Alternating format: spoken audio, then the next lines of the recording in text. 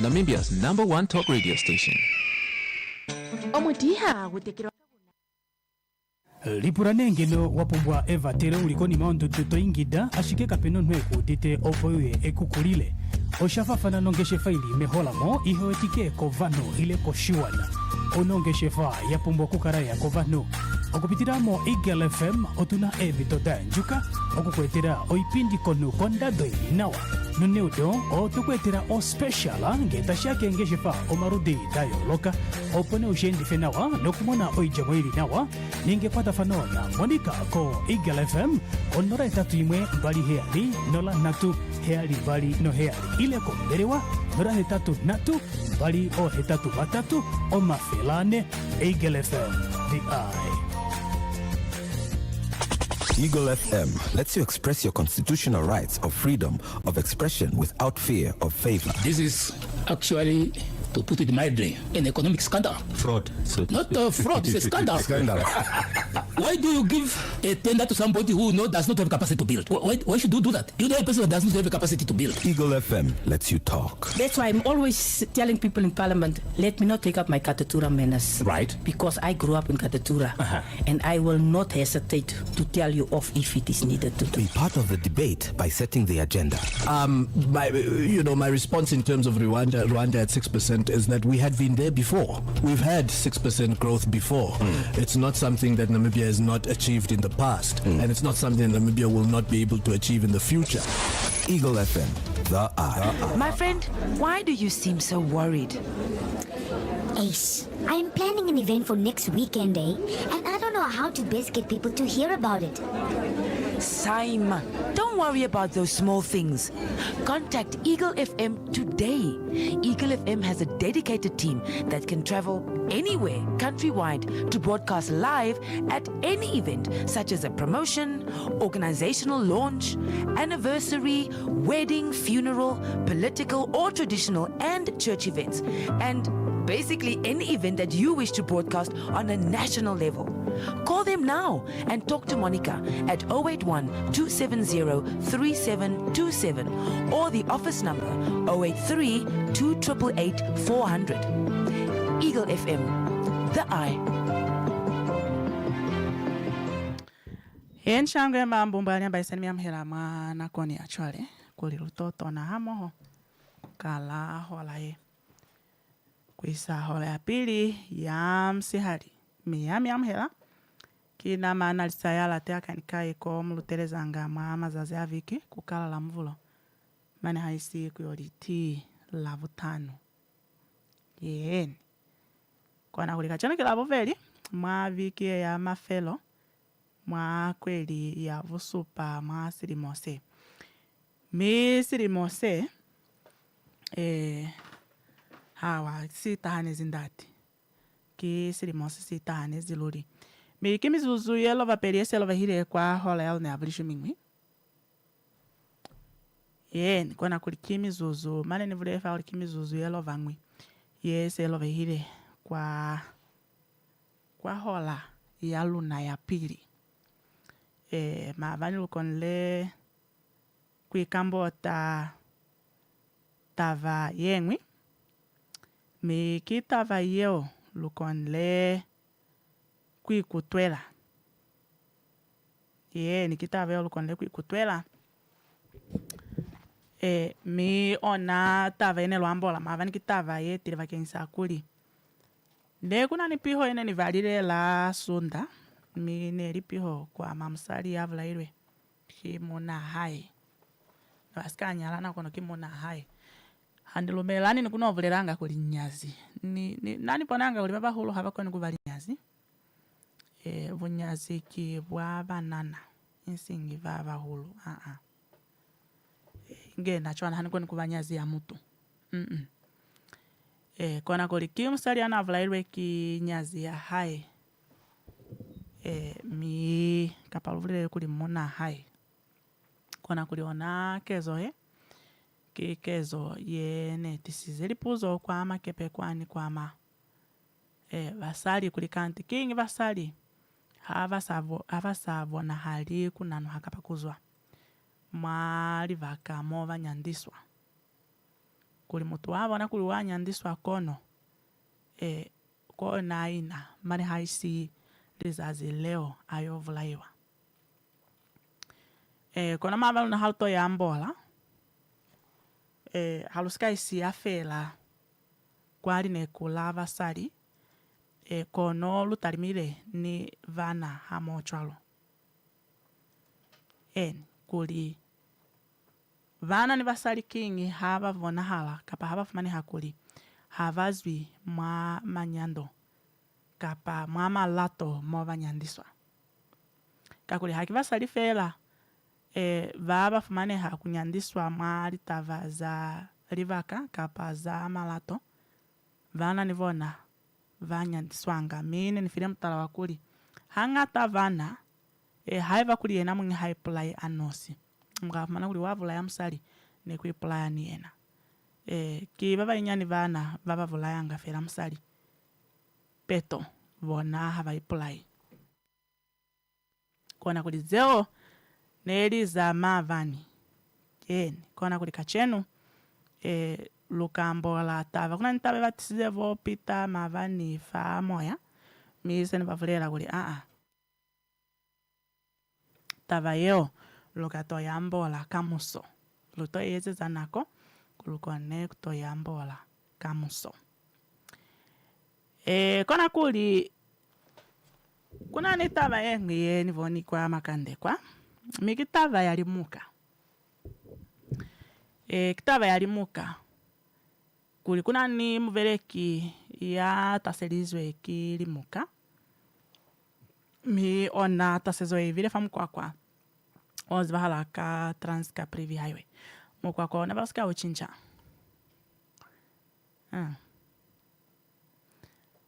kona kuli na muveleki ya taselizwe kilimuka yo kuvihiwa kuli na timezi kensa kulumakiwa kilimuka mi ya timezi vakonle kumuzivisa ki walili moze mashumi ya malalu nizelo vapeli mini valo vasilwa haye vakonle kuziviswa zarifu la haye kona kuli limuka sesti sanga kuli limuka kiskamai sesti sanga kuli limuka zikuna otasi zanga kakuli nahupula nahupula kuli kuna nsilimo ingeni neni izmagredu kaifani sari kuhupula kuli neni izmagredu kaifani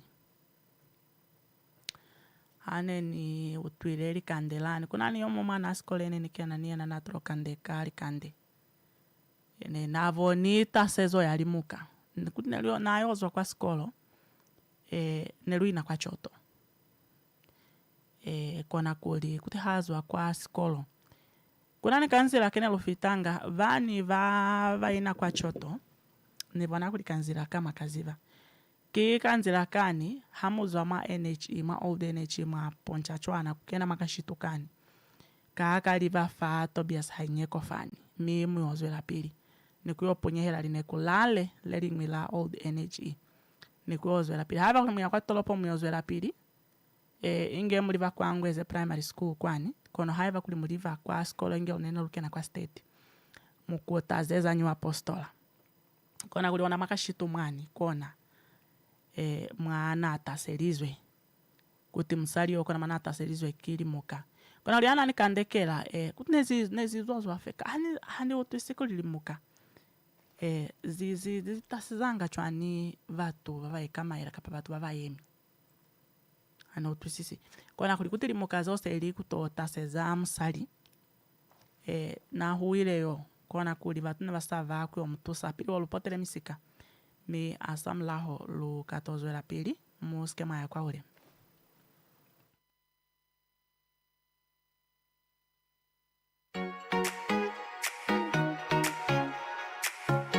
Dreaming of a better future abroad? Namdeen's Investment CC can help make it happen. Whether you're a teacher, caregiver, nurse, doctor, IT professional, driver, construction worker, graduate, or looking for work, we provide trusted visa facilitation and consultancy services for visitor visas, high-paying jobs abroad, international study opportunities, scholarships, and recognized qualifications. For more information, contact +264 81 376 0041 or WhatsApp +264 81 806 2044. Today, Namdeen's Investment CC, opening doors to global opportunities.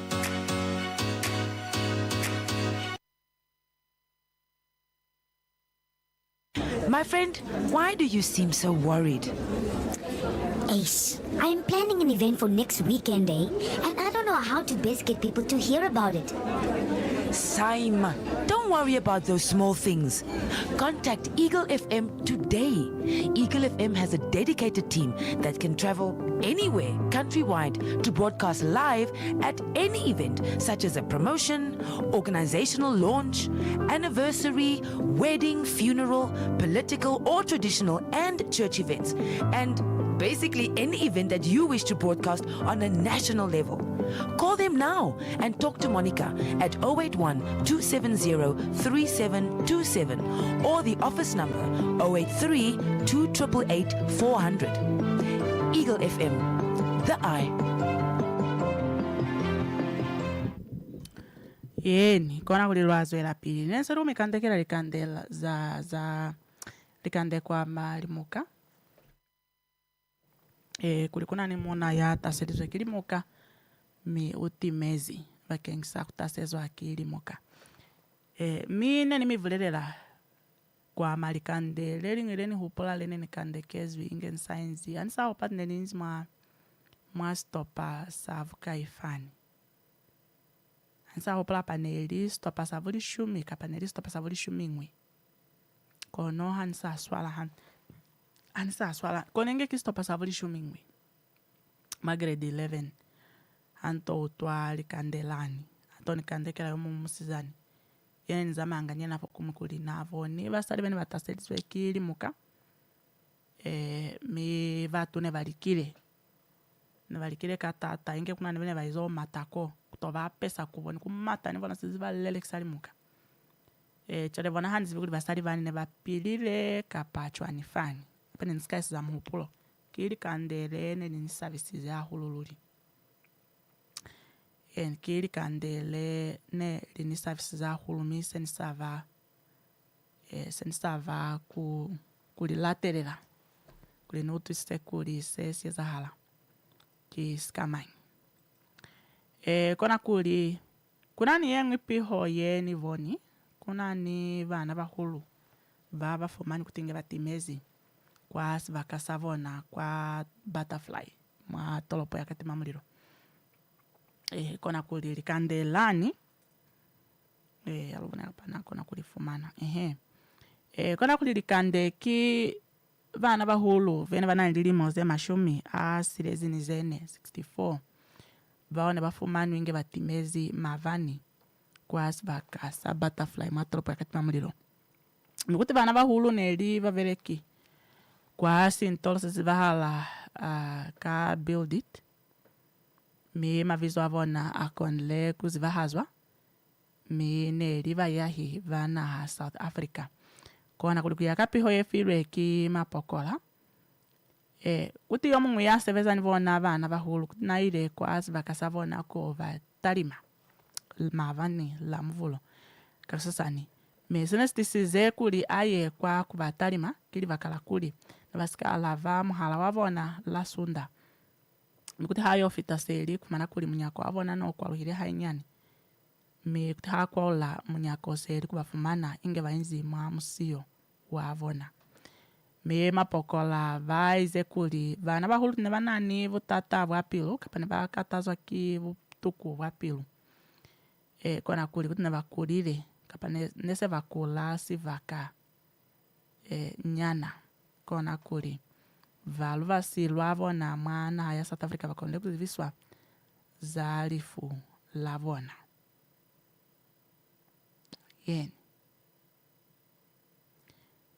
kona kuli kichwalo.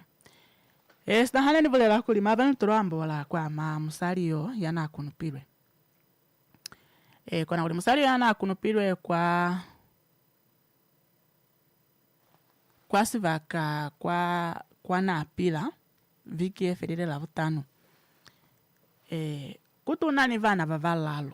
Kakuli mabani turomi vule la kuli. Tabaine ni voni kwa rikepe. Ne ivule la kuli. Kapani vule la kuli ne ikuluvela. Tabaine ni voni kwa makepe ne ikuluvela kuli. Musali unani vana vavalalo inge niye na monayo ya na muvula ili. Kakuli puzo entrovuza. Mavani famo ya fatrovuza tava ya kuli. Kana mutu ukona kuina mwanya nisaba kenisa kuli kuna nivanana. Nji. Kona kuli muna yo ya yezize onakezo ya kuvula yae. Va konile kumutama. Mi kimuna waliboze mashumi ya mane ni silimo silisingwi. Mi na izoye makuta mavani. Utarimani ni muzeko wa kuvulaya. Hamo chwalo ni kuva ni tovolo. Ni malumo inga sinari ngolo leli mulumirira. Kuva ni zona lile manoze. Sile mano? Sile mano. Kora kuri na msari yoni muna kuti neva inzi mwari vato kuzwa silimosa 2019. Mikutu neva nani mwanana alimungi. Mwane mwinyani alimungi hamoho. Kona kuri kuyaka manzwi afirwe ki valuvaswa hae na msari yo ya vulairwe. Vaize kuri kuti msari kuna izo kwa ulisa mzeko. Na izo kwa ulisa ena muna yo mzeko. Asamlaho kunyandiswa nako ni nako hamo chalo ni kusaviswa ka manzwi kuvulaiwa ona mali vatola vonamo kona kuli tababa izo isa kwa kwelietaha ikava ni mazazi alova peri kuli enamona yo akone kupela kuzekela fandi kona kuli mwana koni achwale unzi mastoksi sa mapokola. Mikuti stopsa msari nesizo fumanwa ki mwana hae uamsizanu wali mozeli shumini zene. Yo na izo zivisa baba inava panivona. Asamlaho akufumana stopsa vomahe. Kona kuli. Kutu baba inavu kaufi ni vona seliku matela kwandu. Nikuwa fumana kuli. Kutu musari na vona hala kuva ni kolofalo. Yene vona hala kutiswa ki tovolo masfu vasa hae. Kona kuli matava ye nivoni kuli vatu vasari kunofa hulu maikuto mangata maikuto chinchana. Kwa wanakezo ye. Kapa nivulele kuli mavani. Mavani hani zwafa moya nile kwa rikepe. Mi senyofu manakuli. Vatu vasari kunofa maikuto. Kuna nivene vavulela kuli. Musali, hava kuli musali. Muna asa kunatafela hangwe, unanu hewe. Kakuli hoka ina, ukazwela pili kuno kunatanga, miuka ikutuange inge kuli. Solisi viana sahai. Kuli solisi viana sahai, hakuna kukona kuya. Kuna nivene vavulela kuli. Hoko ni kunanuha kusia muna. Vakensa kuli. Hoka musia ukatisa kuli anyeme ahulululi ayo kuvata akuvulai.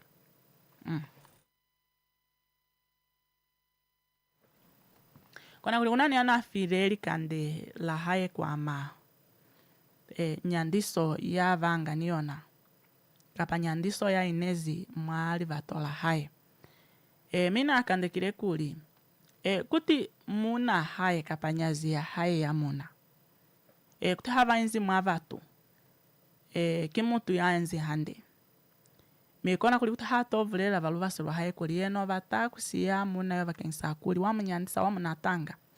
Tu valuvasiri kumuvulela kuli. Ainefela aske amusia. Muka chincha.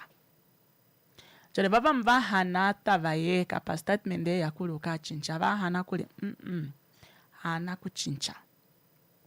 muna asaka wapa kukunata ukayoshwa kuchinja konje haka ukubona mwali vita kona kumuvona wasi kuno kunatanga ukayoshwa kuchinja chale kima ikuto shutana baba mbavulira kuli muna asa kunata fera haba kuli musali unanuhe uzwe mama nyalo mo uzwe mwali vatomo kakuli hoka ina kezo yakuno kunatanga kazo la pili mane haisili fula hao chale baba mbavulira kuli mane hoko nikunano haka kuli usanano hoka tsa kuli mutu yani anyeme chale winefera kuti winefera mwendi mutu yo kachinchaza zile limwe chale kima ikuto kona zeo mane kuna niyo muyana afira maikuto akuli vana vakuno yanga kwa likelezo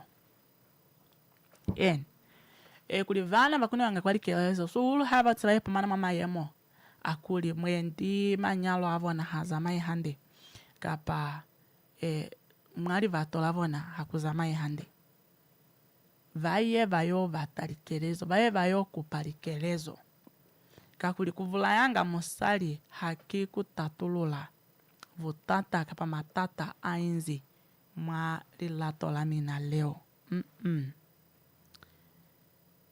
mama yo vama he junior vao ni hamba pomatoho ni hamba kunupa kuvulaya hamutina mamumizo kuvulaya hakuna zemtatulula kona tavene ni vulera mavani kuli lusonela kuvanili lato kuluna venyi musa vanili lato kumina venyi mukafumana kuli zeze ngwili kahazi na kumitatafaliranga kwa kuzitatulula kakuli haiva kuli mulata mahe junior kuvitamina mukafumana kuli mahe junior musa utwafela maombunu akuli mahe junior wazo anga masivaka mahe junior ona ninyazi kwa chota amna kuhupula kuli musiye mahe junior mukahupula fela kuli mahe junior haiva kuli haini nina hakuna yaka ina niene peto mamufulula mamufeza bupilo fo kuti mufumani tatululo awa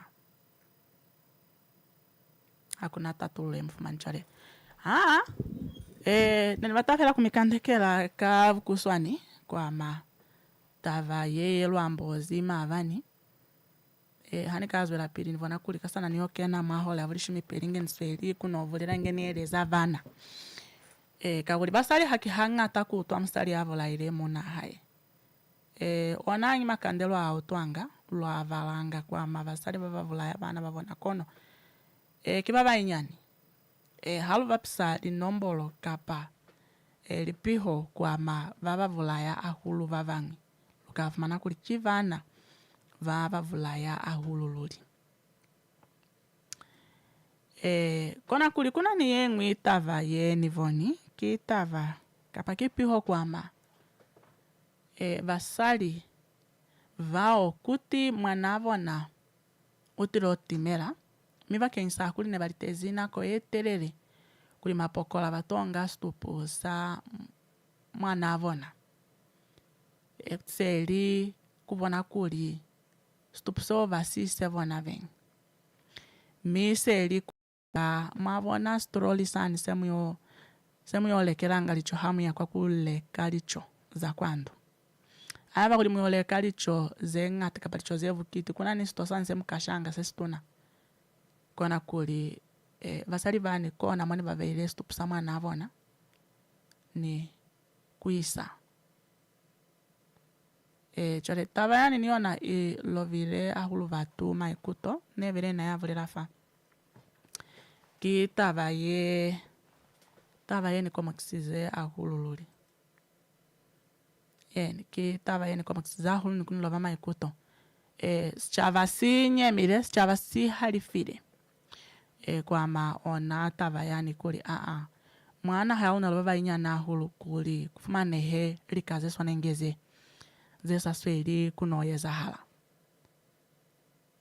mapokola neva inzikai wakuyofumane hakuli mushemi wa mutu sa sweli kukashama na hai mwasintosa kulekela licho mwasintolo kuisa stupsa hai neva inzikai ko neva inzi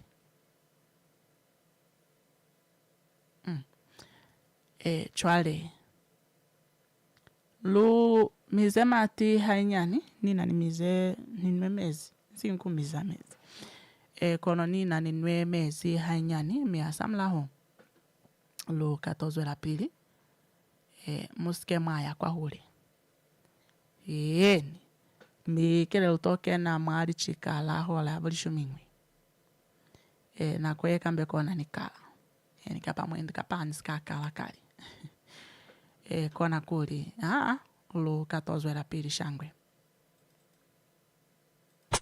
Eagle FM lets you express your constitutional rights of freedom of expression without fear of favor. This is actually, to put it mildly, an economic scandal. Fraud. So Not fraud, it's a scandal. Scandal. Why do you give a tender to somebody who does not have capacity to build? Why should you do that? You know a person that does not have the capacity to build. Eagle FM lets you talk. That's why I'm always telling people in Parliament, let me not take up my Katatura manners. Right. Because I grew up in Katatura. And I will not hesitate to tell you off if it is needed to do. Be part of the debate by setting the agenda. My response in terms of Rwanda at 6% is that we had been there before. We've had 6% growth before. It's not something that Namibia has not achieved in the past, and it's not something that Namibia will not be able to achieve in the future. Eagle FM, the eye. lipuranenge no wapumbwa eva tere ulikoni maondo tuto ingida ashike kapeno nweku dite opoye ekukulile oshafafana nongeshe faili mehola mo ihoetike kovano ile koshiwana onongeshe fa yapumbwa kukaraya kovano okupitiramo Eagle FM otuna evitoda njuka okukwetera oipindi konu kondado inawa nuneudo otukwetera o special ngetashake ngeshe fa omarudi dayo loka opone ushendi fenawa nokumona oijamwili nawa ningepata fanona monika ko Eagle FM onora etatu imwe mbali heali nola natu heali mbali no heali ile komberewa nora hetatu natu mbali o hetatu batatu o mafelane Eagle FM the eye. My friend, why do you seem so worried? Ace, I'm planning an event for next weekend, and I don't know how to best get people to hear about it. Saima, don't worry about those small things. Contact Eagle FM today. Eagle FM has a dedicated team that can travel anywhere countrywide to broadcast live at any event, such as a promotion, organizational launch, anniversary, wedding, funeral, political or traditional and church events, and basically any event that you wish to broadcast on a national level. Call them now and talk to Monica at 081-270-3727 or the office number 083-288-400. Eagle FM, the eye.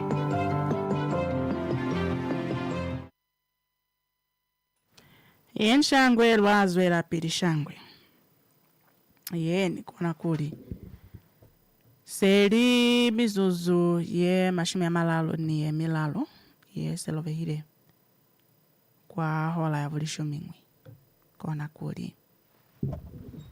Hamo ho shangwe. Losana ni hola mkatumbi. Hamo chalo ni mizuzu. Ni mizuzu ye mashumi ya maveli ni ye sopire. Kona kuli lunani nako. Nako kimbwe. Ye ngata. Kona kuli hanzivi kapane motu ile piho kwa ma. Nibona kuli piho ya nenivo nilili. Maa viki efelile mo. Nsa hopola kuli. Nelilili. Kono na hopola kuli. Maa viki efelile ne kuna nipiho kwa ma mwoki. Ya kuluvela kuli kuti na natire mkuli. Kona kuli.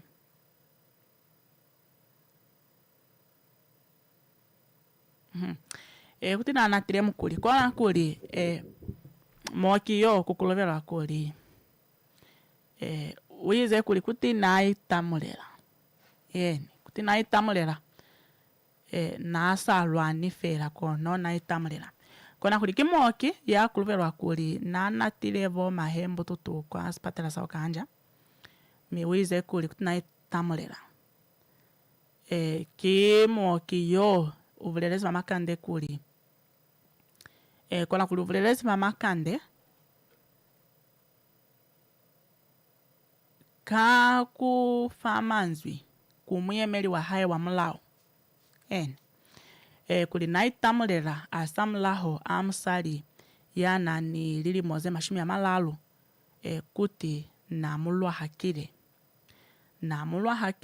namusupakire hamochwalo ni kumu na taluvaka kutinga inzi kwa musevezi. Kona kuli ona tavaeza hezi viki efelile neli viki efelile la sunda inge tavaye hayeza hala kona kuli neli kwansi vaka kwa lafi wanga vanana ko kuti ena musaliyo na lovalizwe nimbututu wa haye walimo walikweli zeli shumingwi bakengisa kuli mbututu wa haye na lovalizwe mwasipatela. Kona kuli namo kiyo wize kuli kuti naveleka kukala hola yaka kusasani ya vusupa kuisa hola ya manzi vwani ya vusupa mi naveleka kuva mwetereli wa vaoki ona kwa sivaka ko kulovalizwe vanana kuti ona ndwaye hayo kala mkuti ndwane kalile manzi vwani mwahala hola ya vusilelani hola ya vusupa kuti hana sweli kuno familiani kwa vanana mi wize kuli kuti nasweli kwa alafa mbututu yomumwi yo kantoka haye kaveya kapaka isa muliani mwa muvili ne kavona hala kusaveleka hande mikuti havuza vo sakupa vo mahema nana kulivaise mbututu kwa sivaka ko kuinanga vaoki yeni kona kuli vomoki vazespiri kuvulela kuli oda kwa sivaka ko kulovalizwe limbututu kapa vanana kisivaka sa vanana kona kuli lipula zenzi kwa teni kilipula zeva izo kalima kwa sivaka sesingwi kona kuli vomoki vazela pili kuvulela kuli kuti kunani vomahe vanana vavalalu vao kuti ne vainzi ye na musaliyo yana nimbututu kuti nga yemi kuti na yemi inga asweli kuvelekisa muhala wa haye miss plus haye kuti nekusinana enzi fateni kona kuli kuti seli kumuvuza kuli wako na kukali mass plus haye kuli akone kutusa vomahe mwanana vao nimbututu wavona vana aswanela kutotusa mi kuti nasika hana kona kuli kuti seli kualafa mbututu seli kuchincha kanto kao kakaisa muliani mwa muvili wa mbututu ni kuzwela pili kufa miliani mikuti asamulaho akufeza kufa miliani seli kukuta kwa seli kukutsa sipula seo kwa na ezo sikalima moki kona uli kuti hakutela kwa sivaka ko kuti seli kuyofumana bo mahe mwanana inge vainzi fa mbeta wa mbututu inge vasweli kuno mwanyisa mikuti momoki seli kuvuza bo mahe mbututu kuli king hava inzi fa mbeta wa mbututu kensa kuli mumbeta wa mbututu kapa mbeta wa mwanana haukoni kuungavu kiti wa mutu yo muhulu mikuti seli kusupeza bo mahe ena mbututu yo kuli mwavona mumbeta wani ulovehile bakensa kuli yo muhulu na enzi fateni mikuti ona yeo fela ona yeo konene tize kuli bo mahe mbututu vanyeme mikuti seli kukala kuno kuhuaka kuhuakela vomoki kulikivona vene vangile spola sahai mivapalezwi koskutsa kona kuli mikuti vomoki seli ku nga spola ni kusiveya kwa tuko niye na mahembu tutuyo mikuti asamulaho akuyeza msebezi wa haye kutseli kukuta kwa sivaka kwa kuinanga vaoki kuli akone kuofeleleza kungola zana ngola mikuti Voma hembo tutukutseli kuzwela pili kuno mulwa haka. Ni hake na alikile kuwa kupakuli vasiye kumulwa haka. Kono hutu voma hembo tutu nevasika siya, nevasika utwa. Kona kuli vomoki kutiseli, vomoki vakuluvela kuli kutu voma hembo tutukutseli kuzwela pili kuwa vaspaka mapata. Ni munuana wavona. Kumina izo vasupaka hake tali zoho. Kona kuli onatava esetisa kuli bakasheli zoho lavo mahembo tutu kwa sifate osavona. Mikutu wa mahembo tutu seli kuva nata luvaka kwa sirio. Kwa sifate osavona kwa linekula sirio. Kona kuli ona kezo yekone netise kuli nivona vomoki baba nate luvaka. Kona kuli kutuwa mahembo tututseli kuvata kulwana ni vomoki. Kutiseli kutia. Vomoki seli kutia. Mi seli kuvona kuli. Mwakuitundanisa. Na mahembo tutio seli kukumaola milili ya vomoki. Nukuva nata matoho. Nikona kuli kutuvomoki vazwela pili kukuluvela kuli neva holofezi. Mi neba famali kolofalo kwa mazoho avona. Mi vaize kuli neva ile kwa andua samlaho andua yeo kapa akuluana ni voma hembo tutu. Mikuti asamlaho seli kufumana muhala sebalizezwa ki vava hulu kwa spatela kwa maona tavae. Nabasika kota kwa msevezi lizazi leo. Kona kuli lizazi leo tatama. Kuti seli kuyoviza voma hembo tutu haveli. Kono nebasika alava. Nge basika okala kale msevezi yavo na vomoki. Mi kuti sivakanyana hasa sifitile kuti sevalizezwa ki mapokola. Seli kuyotamiwa ni kukwolelwa muzeko. Viki efelile bamakande va vihile kuli enamoki yo na izo itumela mafosa. Mi seli kuolifa masherengi akuitumela mafosa alikana $300 Namibian. Mi vomoki vaize kuli tuna vaizo olifa masherengi yao asamlaho akuziviswa kuli. Nevakalo vala mastoki samapokola haiva kuli nevaske varifa ona masherengi ya. Kona kuli. Basonela kwa yema makuta. Kweli yetaha. Kweli yetaha. Hanzivi kuli mupula waka winzika. Hanzivi kuli kinga hani hupula kuli kweli yetaha. Hanzivi kuli kinga hani hupula kuli kweli yetaha. Ki kweli ya muimu nene. Kandilu sana ni muyana. Kona ulili kandela nilene ni mivalela la pili. Kwa muna ya ni avula ile mahe mwana hae. Lavutano vike felile. Tava ya hae ne isizwe muimu nene. Insi nkweli ye tatama. Nevulesi kuli kweli ye tatama. Anizivi kuli mamu hupula waka. Hani hupula kuli kweli ye ki kweli ya muyana. Kanti kisi kulu. Muyane ekala la savata. Milu sana ni kweli mkatumbi mahali kwa naluke wakena. Kweli ya muimu nene. Mwindi kwa kuya kwa haise ni kutuenge kuli. Selus faka ofini kweli ya ngulule. Hani zibifa. Kono kuyaka. Kapa kuya kwa lineku. La moki. Leo kono likandela hae. Mone zieza hezili tava. Kona matolokela ena kulikona mone zieza hezili tava. Chwalo. Musari yani kena nakalireku mutaseza. Mi naitamulena.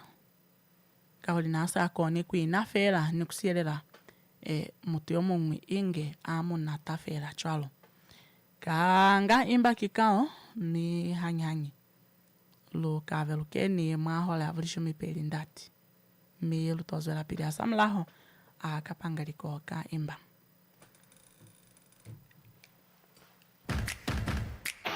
litava zendekize imba izwezi pili lwekelize mikwa yengwi yencha kukona kunolofaza kwa nkufisa hamo chwalo ni mata amskavona kale kana mwitukiselize kuvona msevelezo wa imba ye mufumana lisevelezo zezwezi pili ze kakulifafela mashilingi ali kana 36 Namibian dollars kakweli kapa kamikwa ye kutesifa fasi ye tatama 5% machipisa hamungo lisali kwelize talu 10% machipisa hamungo lisali kwelize silela 25% machipisa hamungo lisali kwelize lishumi peli muketeli kwelize muvata kuli mukone kukala kuikola zende zeo imba imiswalezi fa machipisa imba okubukanili fasi kaufela mwipe kwa lisevelezo za imba kachenu kuli mukone kuikola zende kaufela.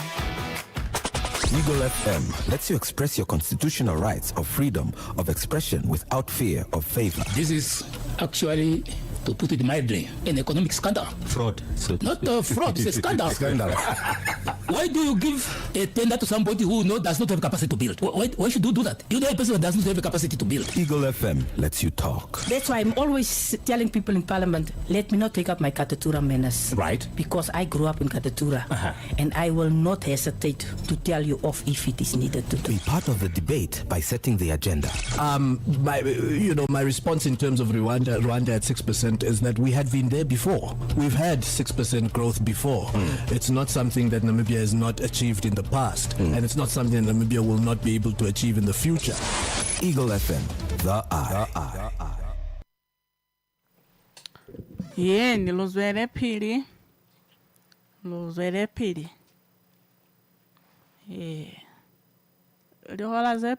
lihola zepeli nikozwa ngenge kuli nivolelanga hulu yeni lihola zepeli za kuvafa moya ni kutwa ngenge kuli nivolela hulu kakuli kusana ngenge kuli hola mkatumbi nisweli kunovolela mi hola yengi kona yeni siya mama zoa batelezi ulibakone kufitisa maikuto abona nivona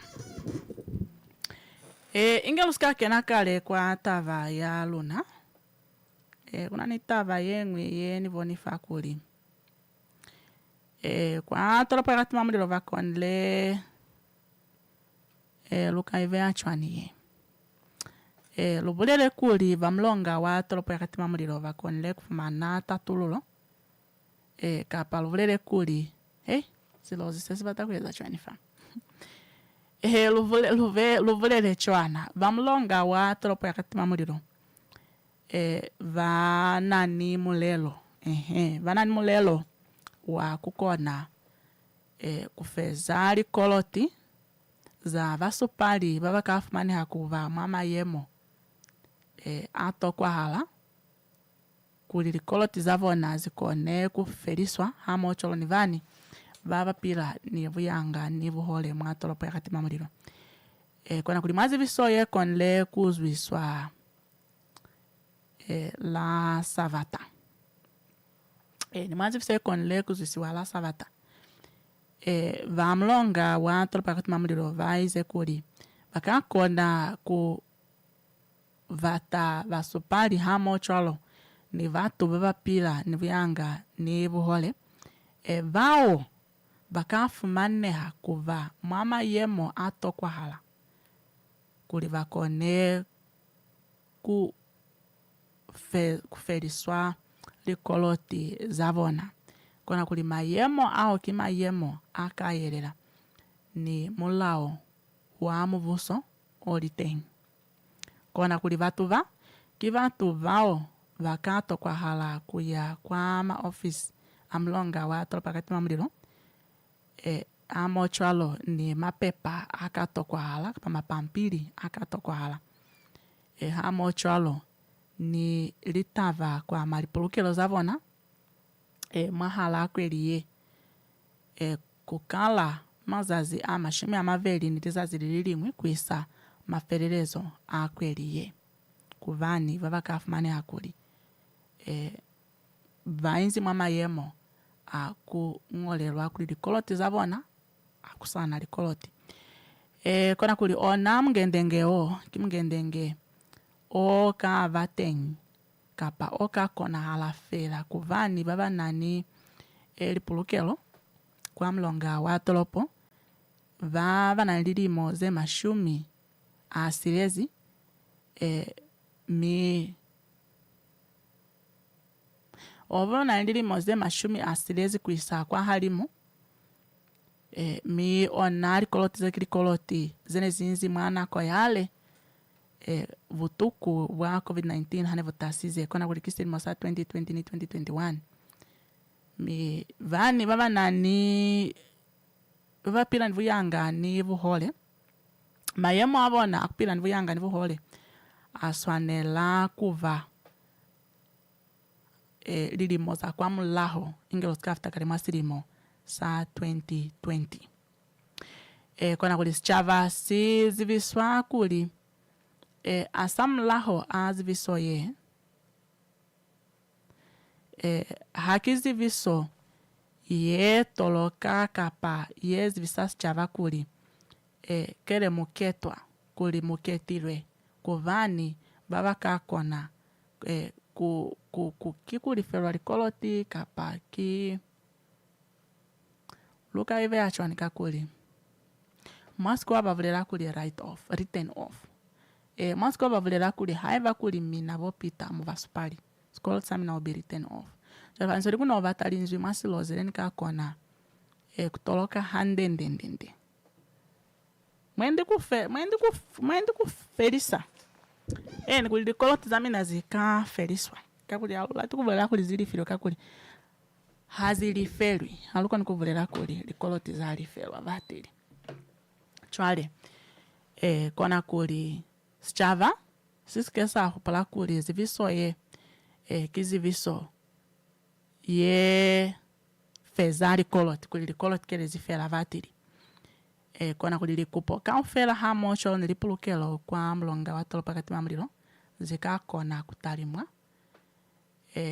mi zikakona kutalimwa kakuseverisana ni mulao wa likolo hamocho mlonga wa tolopo nukona kubona kuli vani vava kafumane hakuli likolo tizavona zakona kuferiswa vaketwa kona kuli vasupali hamocho aloni vato vapila nivuyanga nivuhole vasusuwezwa kuisa pampili avona avuizi vahazo hamocho alo ni vupaki vovusupeza kuli ki vasupali vani vavapila nivuyanga nivuhole kuna ni pampili yesupeza kuli mupila nivuyanga nivuhole kama nitiluli hamocho ni mapampili amangwe akatokwa hala ao akakona kukupwa pakukupiwa ki vamlonga wa tropo ya katima mulilo nene hupala uli mungendenge one vaoyezezekele ne vasika oyeza wa mungendenge nene hupala kuli ne vaoyezezekale waku feza likoloti za vasupali kuzeza right off nene hupala kuli ne vaezezekale kono kubona hala kuli havasika ezakale nimife toho ya tava ya kachenu kona kuli asamlaho a toho ya tava nivatako ikotolola hainyani kachenu hani zoha nimivulelele kuli lipumulo kizende kono lipumulo za kataza lipumulo kizende kono lipumulo za kataza valikani muvili waka nesova ta kutwaela kusannanuhanga nanuha kutaha kwa msevezi kakuli kacheno mone ni kutwela hane nizo hane ni kutakuli lizazilekile literere kona kuli hanto pasumuka ninzifa mbetafo kuhupula pili okuvata mata kwa vanja mata bwende kufitile mizuzu yeketa lizoho yani kona nto pala kuli sonela kunanu hafa mbetafa chwale kona vutatavo kuli wakona kukataze handati nevele kweli yani yang'ulule nisanga fela nevele livikize perize talo kuli naya kwa pumulo na kataze hanga hulu kuyokuta kwa msevezi chwale hani zivi kona kuli toho ya tava ya kacheno lo ambola kacheno. Kayani.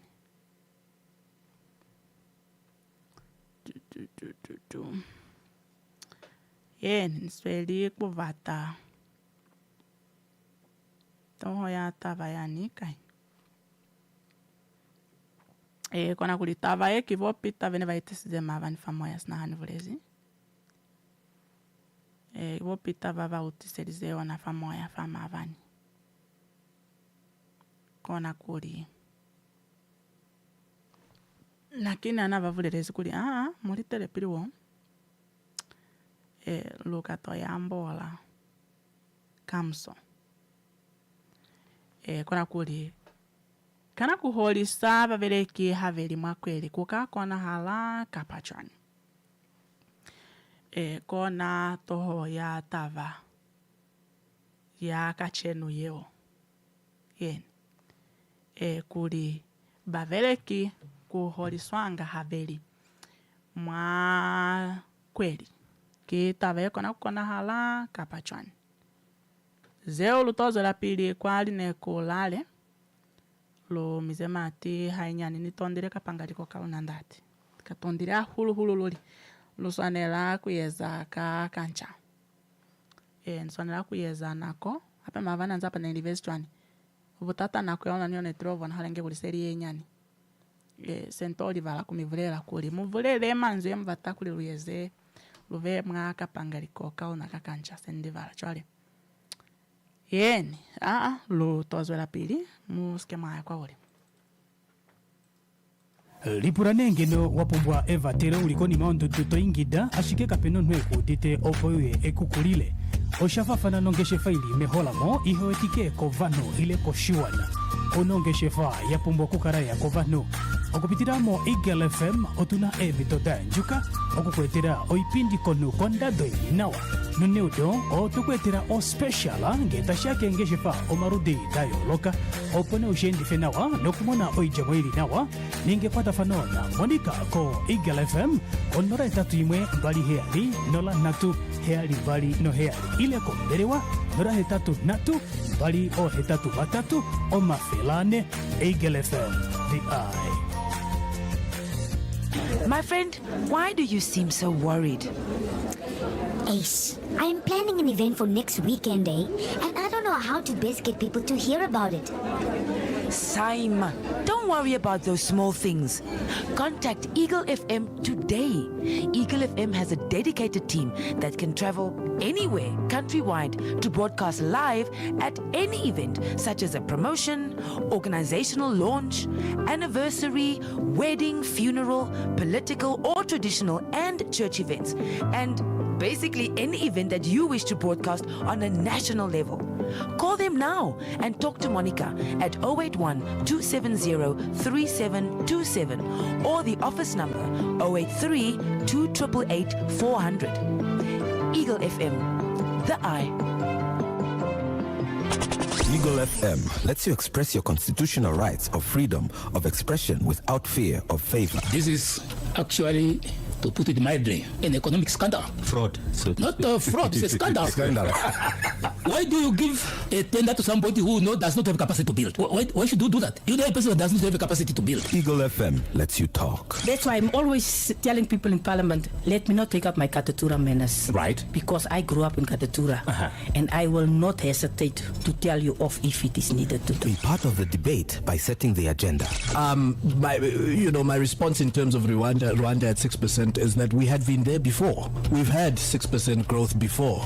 It's not something that Namibia has not achieved in the past. And it's not something that Namibia will not be able to achieve in the future. Eagle FM, the eye. The views and opinions expressed by our guests and callers are not those of Eagle FM and any of its staff.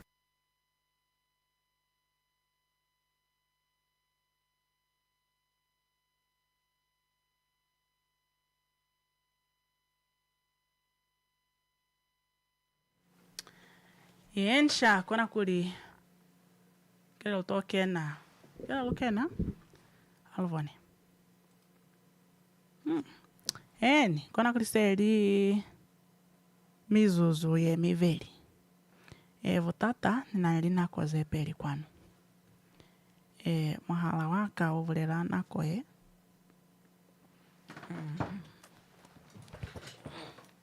ni mahala waka uvulela nakoye kompyuta ivulela nakoye kuna ni vuchazi bovo mvolusebelisa kwanu nibona vuvulela nakoye kwana kuli vavuchazi vakihola avulisho mipeli kwa kompyuta kihola ilingwi kimuzuzu limungosi alezi kulilukene mwahola ya vuveli mahala waka uvulela kuli kimizuzu emiveli yesi alezi chwale fokumuina hakanyihanga kuli kinako ifi yeni pundafa kuli kinako ifi yeni kapundafa yeni kavulelela sichava kuli nahani vulela kuli kihola avulisho mipeli kwana mutali mafa fa muhala wa minafu mukakomoka kuli hapena kavo maana alisaita hanezi kona kuli hamuboneka pa tava yeni kaifumana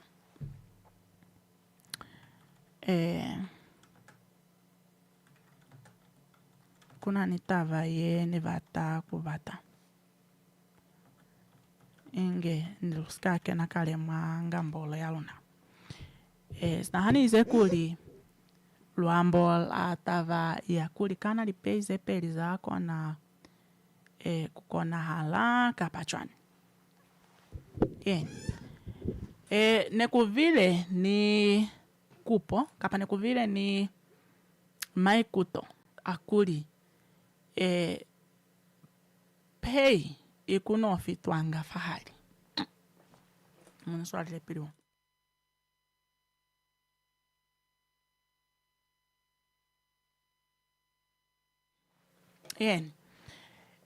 kuli pei ilingwi ikunofitwanga fahali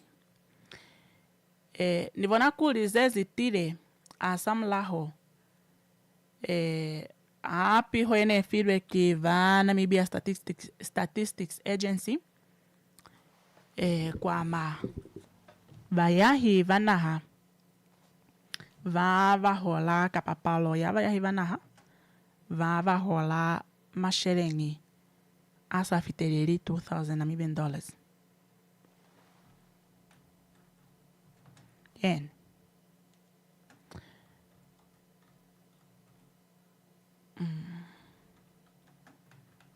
voneka panikaifumana niona atavai kona kuli nevavihile kuli vung'ata vwa vayahi vanaha Namibia vahola mashelengi alikana $2,000 Namibian dollars kukutela fafasi mivene vafile piho yo kiva Namibia Statistics Agency mikipiho yevazwisize ona mwakweliye mwaasilimose sa 2026 mikuya ka lipiho zevafile vavihile kuli mapesenti atolikana 54.1% avavahulu mwanaha havafiteleli $2,000 Namibian dollars kweli ni kweli kuli 26.9% vaovona vahola mashelengi amahala $1 kwisa $1,000 Namibian dollars kweli ni kweli miva 27.2% vahola mahala $1,000 kwisa $2,000 Namibian dollars kuli kwava vele kiva vahola mashelengi afitelela $11,000 Namibian dollars kweli ni kweli vaovona vayemi fa 8.1% kona kuli kuna nivese vatisi kuna nive vatisize kapa vene vafile fela maikuto avona akuli kona kuli kivo kansela vene vafile maikuto avona akuli pei ikunofitiwanga fahali kuli pei ikunolifiwanga haveli mwakweli kona kuli chole ona puzo ye kona fase kutahanga mbolo ya ona yakulikana ona atavae yakona kukona hala kapachwani kuli mina haiva kuli muhala $2,000 kweli ni kweli 2000 yo haba mifereri ona hangi 2000 ebo sana kuifita fahari luvulele kuli mwendi ingela vutano chona maferelezo akweli vamiholisa 1000 vahala akweli mwendi vamifa 1000 yengwi yesi alezi peto muhola haveri chole kuna nivavaize kuli mane yako na kukona hala kuna nivavaize kuli tavayo haikona hali kona kuli tutengo twa vavereki vakonle kuhana ona muhupulo wakwava lituelo za vavereki fahari kuli vatu vakunoholanga haveri makweli kona kuli tavaesi na hanize kuli kivo kansela kwa mlonga wa mlenengi vafitisize ona maikutoa kuli lituelo za vatu kapali pei za vatu zikunopomiwanga haveri vakunoholanga haveri mi kuyaka maikuto avona nevaize kuli ona kaluleki kona kutusava vereki kukona kuverekisa hande masherengi avona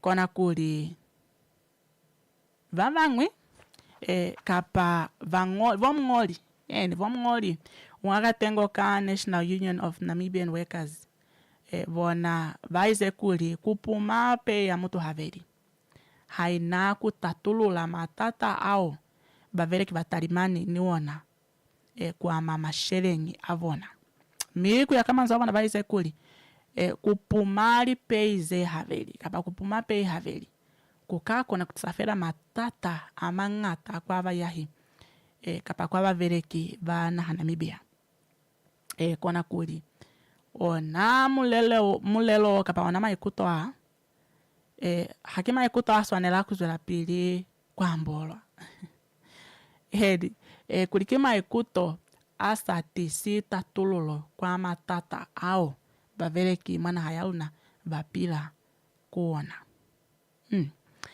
kona kuli vazo zipili kuvulera kuli vungata vwa vavereki vavahola masherengi amainyani ki vavereki vavatalimani kaleni matata mwavupilo wavona kuli kweli ni kweli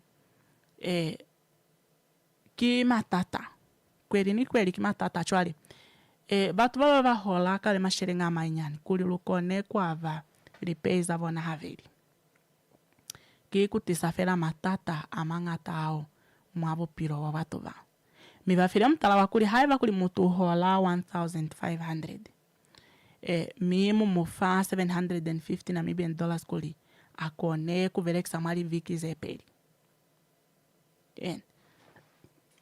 kono vona vanani kulifa luvulele kuli mwendi vanani kulifa skolo tisa 400 Namibian dollars kweli ni kweli vakakona kupila chwani kakuli kuna nili kaze swanela kulifiwa kweli ni kweli chole likaze hazilifiwa ukona kupila chwani mutu nikashere nkasi alezu nikona kapaka hozi mivaize kuli kupumali pei haveri hakuna kukutseza fafasi likoloti za vavereki kapa likaze o vavereki baswanela kuleka kono kukatsafela matata aipitezi matata amangata kuli mutu hapumelwa masherengi luvulelenge kuli mutu unani skoloti salifanga mutu unani likazengu zalifanga zeswanenge ma insurance mutu uswanela kulifa mtelo vavereki bakona kufumani hakuli hava sana hande masherengi kweli hayo fita kwa amaferelezo masherengi akukona kuzwela pili kuya kwa msevezi masherengi akule kalicho hamocholo nizengwi zakona kutokwa mutu chwale vona vaize kuli havalumelelani niyona tavaye kona kuli vavangwi kwa katengo ka Trade Union Congress of Namibia bomngoli wa katengo kavona vaize kuli maikuto akuli pei ikunopumiwanga haveri makweli ki kalulo yeswanela kutaha nilipatisiso kuli kuswanela kuva nilipatisiso zeye zizwe insingi kufafela maikuto. Mi vona vaize kuli lichincheho ze kona kuyezwa kama vaholela vatu. Kili chincheho ze swanela kuyezwa asamlaho alipatisiso. Mi kuyakama nzo vona vaize kuli hamokoni kupundu mukafela. Lizazile limwi ni kuvulela kuli batu bachinche mu baholelanga. Mi vaize kuli bona katengo kavona kikatengo kakanga litavaza misevezi kuvaze vuto kwa hulu. Mi hava amuheli fela maikuto kaufela ata vatili. Mi vaize kuli mutu fika paufi yako na kuvulela maikuto hao. Uswanela kubani vupaki. Uswanela kubani ripatiso za ezize kukona kuspeza vavele kikuli. Vupilo vamina. Vukona kuvachwana halu yeza chwana. Misfu msanaha skona kuyeza chwana. Sazwela pili sa yeza chwani sa kutela mamulao kuswanela kubani ripatiso ze swanela kuyezwa. Kona kulivaize kuli tutengo tuava veleki hava na kulumelana ni maikutoa inge kusina vupaki vufuspeza kuli kama nitiluli vaveleki vakona kuimululwa kimulelo wakunoholanga aveli mwakweli. Kona kuli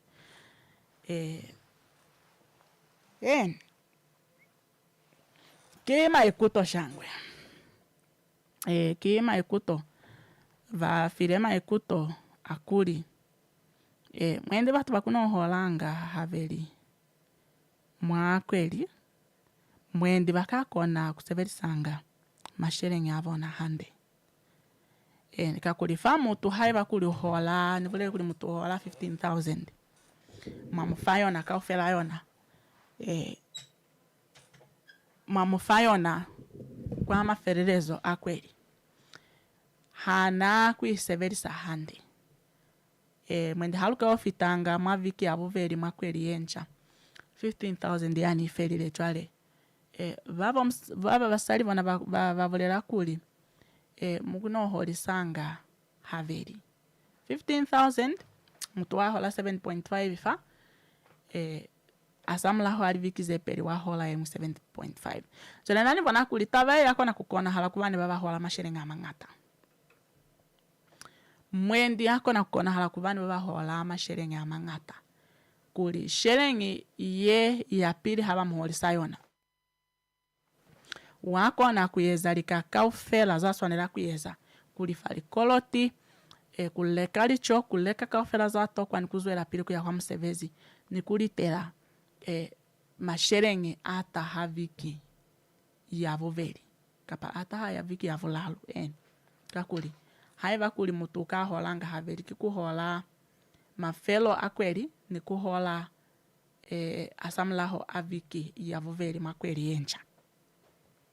Chale kuma vaeza kuli masherengi hakuna hande pay hakuna hande mutu hola 2,000 mwendili koloti za haiki 1,000 usialelo waki 1,000 haina kukona hala yo kakuli haba muholisa 1,000 kakufela yona yafela kwa koloti za kucha za kutapa za kutola hazikoni kufumaneha kavu nolo haba yeza ona kaluloye chwale nivona kuli fasen kona kukola muhala kuli lutwe maikuto kwali nekulamina kuli mina mulingi fata vae ya vatu kunoholanga haveli makweli kuli halu hola Friday kipei halu hola lavutano halu vona ntalime kuli halu hola lavutano vatu hape vayo hola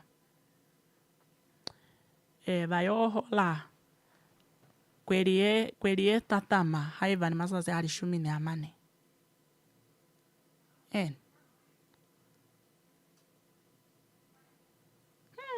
halu zivi kono mwakona kuliza lutwe kele nivulela kihona kele nivulela alihola kele nivulela hola ilingwe mkatumbi ni mizuzu ye mashumi mizuzu ya mashumi niye ketalizo anzivi kapanyeze chwanlizo la kavusihu anzapa nilovezi falizo hole kapachwani kakuli livutuku fafali heta la tenifa livutuku luli hanzivi kuli nilieze chwani chwani halusa litezi kuli mulize peto anisavulila fakwa nafonifereza lukamiza mati hainyani miasa mlaho lukatozwela pili musike maya kwa hule luhamoho shangwe.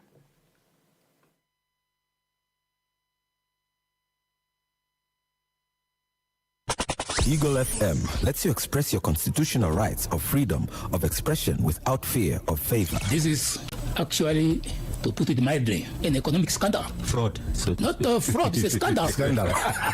Why do you give a tender to somebody who does not have capacity to build? Why should you do that? You know a person that does not have a capacity to build. Eagle FM lets you talk. That's why I'm always telling people in Parliament, let me not take up my Katatura manners. Right. Because I grew up in Katatura. And I will not hesitate to tell you off if it is needed to do. Be part of the debate by setting the agenda. My response in terms of Rwanda at 6% is that we had been there before. We've had 6% growth before. It's not something that Namibia has not achieved in the past. And it's not something that Namibia will not be able to achieve in the future. Eagle FM, the eye. lipuranengeno wapumbwa eva tero ulikoni maondutu toingida ashike kapeno nweku dite opoye ekukulile oshafafana nongeshe faili meholamo ihoetike kovano ile koshiwana onongeshe fa yapumbwa kukaraya kovano okupitiramo Eagle FM otuna ebitoda njuka okukwetera oipindi konu kondado inawa nuneudo otukwetera o special ngetashake ngeshefa omarudi dayo loka opone ushendi fenawa nokumona oijamo ili nawa ningepata fanona monika ko Eagle FM onora etatu imwe bali heali nola natu heali bali no heali ile komberewa nora hetatu natu bali o hetatu batatu o mafelane Eagle FM the eye. My friend, why do you seem so worried? Ace, I'm planning an event for next weekend, and I don't know how to best get people to hear about it. Simon, don't worry about those small things. Contact Eagle FM today. Eagle FM has a dedicated team that can travel anywhere countrywide to broadcast live at any event, such as a promotion, organizational launch, anniversary, wedding, funeral, political or traditional, and church events. And basically any event that you wish to broadcast on a national level. Call them now and talk to Monica at 081-270-3727 or the office number 083-288-400. Eagle FM, the eye. Ni lwazwela pili. Kele luyo kutami seli mizuzu yeli shumi ni ye silezi. Nwala kuli mwendi nsebeli sefera nako enzi famu hala wakafa. Kakuli nako yeye ngwe hai yereli hande. Mini ize kuli mwako na kuliza. Muhala kele nukwalula kwa habalizi kuli mukone kuliza lutwe maikutu amina mukai. Bopita bonje njema bo masule munzi kaiko munzi ni militezi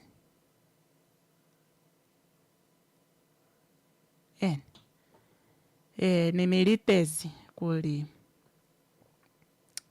mukone kuliza mtofa maikutu amina hanikoni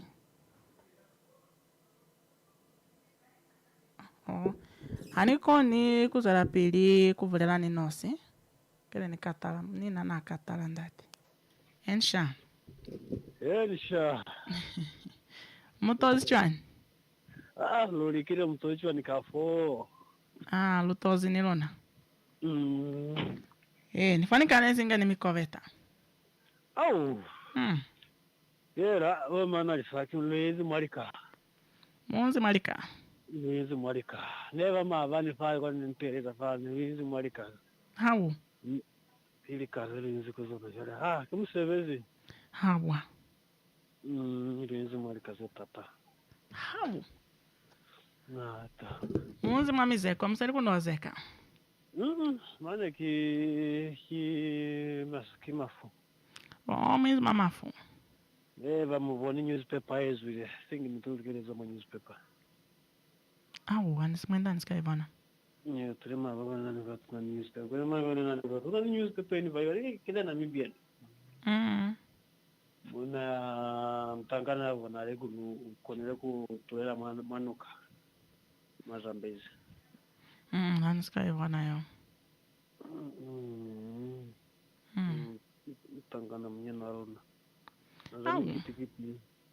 Peto kutamato hapo mpigo usiterera kara vanuka. Hawu.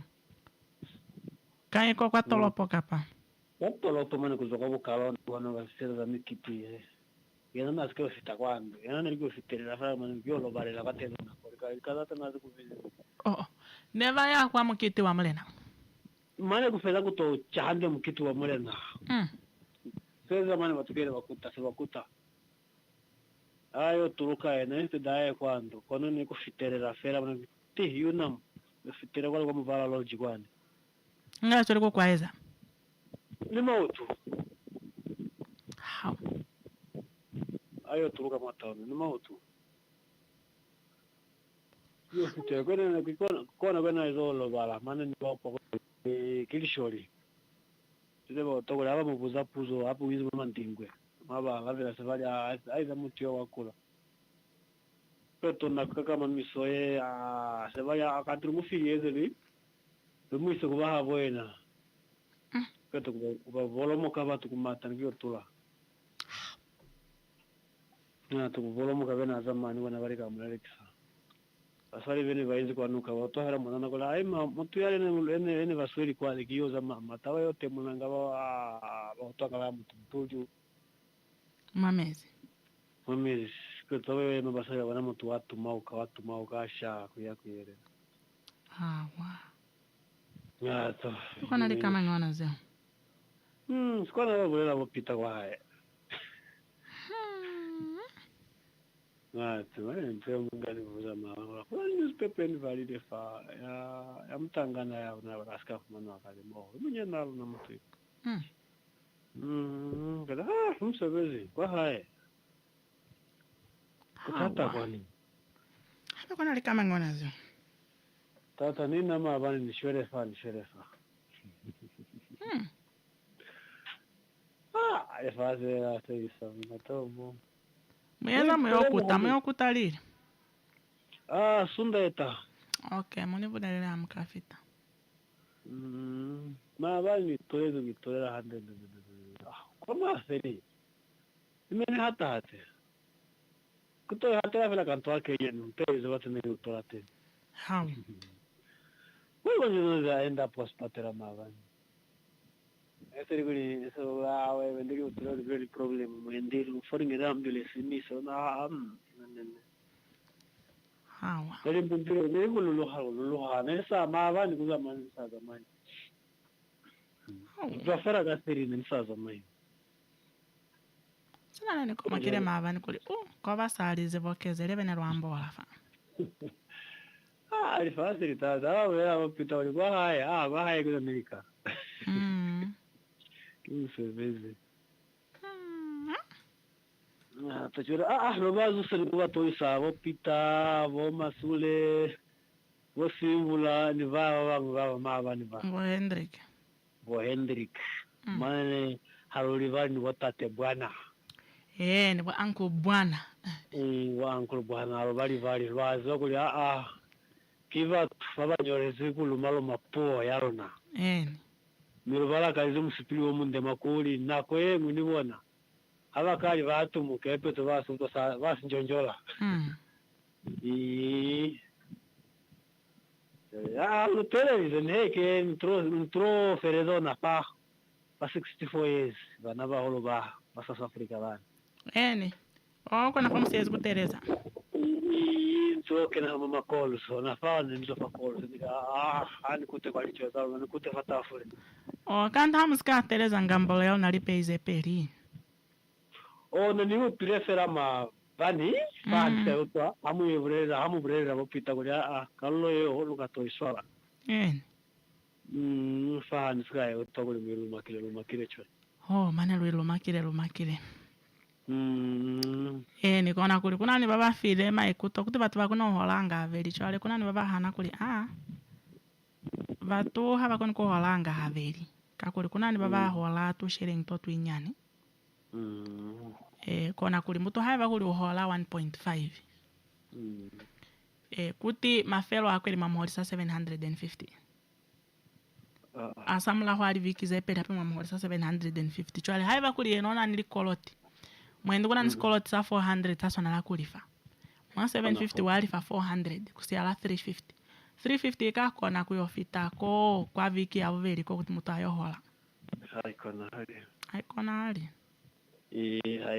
haikona hali kulipeize peri haikona hali ilingwi right kilu nafira amuhela lipei nukuziva budget alikalo zalona ne haye kuli vaive kuli vamanalisa ikutse mali peize peri esava pilaelo hape mwende mane kufitafa maziva kuli mutu yo musu fera kamuno haitumeni muntu alitumeli mani ese kote votata hamutu hahola pei kaufera wafeza mashereng hakuna vomanalisa heva kuli nani story hanika hola kama noa mane ni vyangu kile bani vera asato ni fafera hape naya kuna heva kuli kutuba boni kugezi kutuba kuli na ni mutu walo kwa hadi ni kwa sisi pe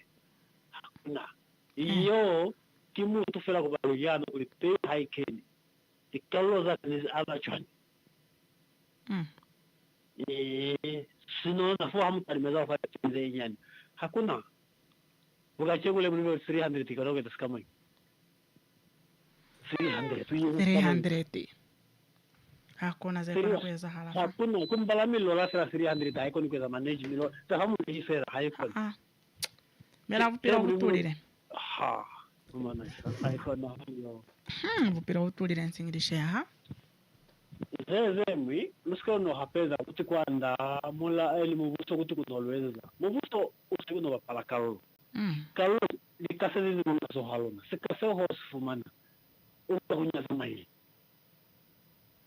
ukata lipo zefera lipo kuli bomanalisa onafa na swala han swala mwenda ngono bata pisweek mabona yani wa pisweek yo mungu oni swala na seveza yani ani pisweek yeni uyoni fa kali site uniwe nani ka fa kali site kabalunga sa mutarago ba sebeza bana ni mtolo mari mtolo ba hola wazo ni hola kali 20 mwendo zongo ni kali site niyo hosa mbere kuwaka nina niyo bona kuli profit ya kibukai mashire nyane mabuza wa uyeses kama hakuna uyisanga kuza haya za buloi hapo unafaa kama mfaya kubiri kuchukua na kazi kama hakuna kero na venye spera kuikeza manage kulisikani sifuma nifa hela ni cheke kuli bana kikiwa bakai sona kule kaicho za bakai mwandu mo taba bana ki sona kutimna kapa ni sona ku budget kuli bana ki kandifa na mshemi nilekere bana ke pili kanti ba kwana tino za bana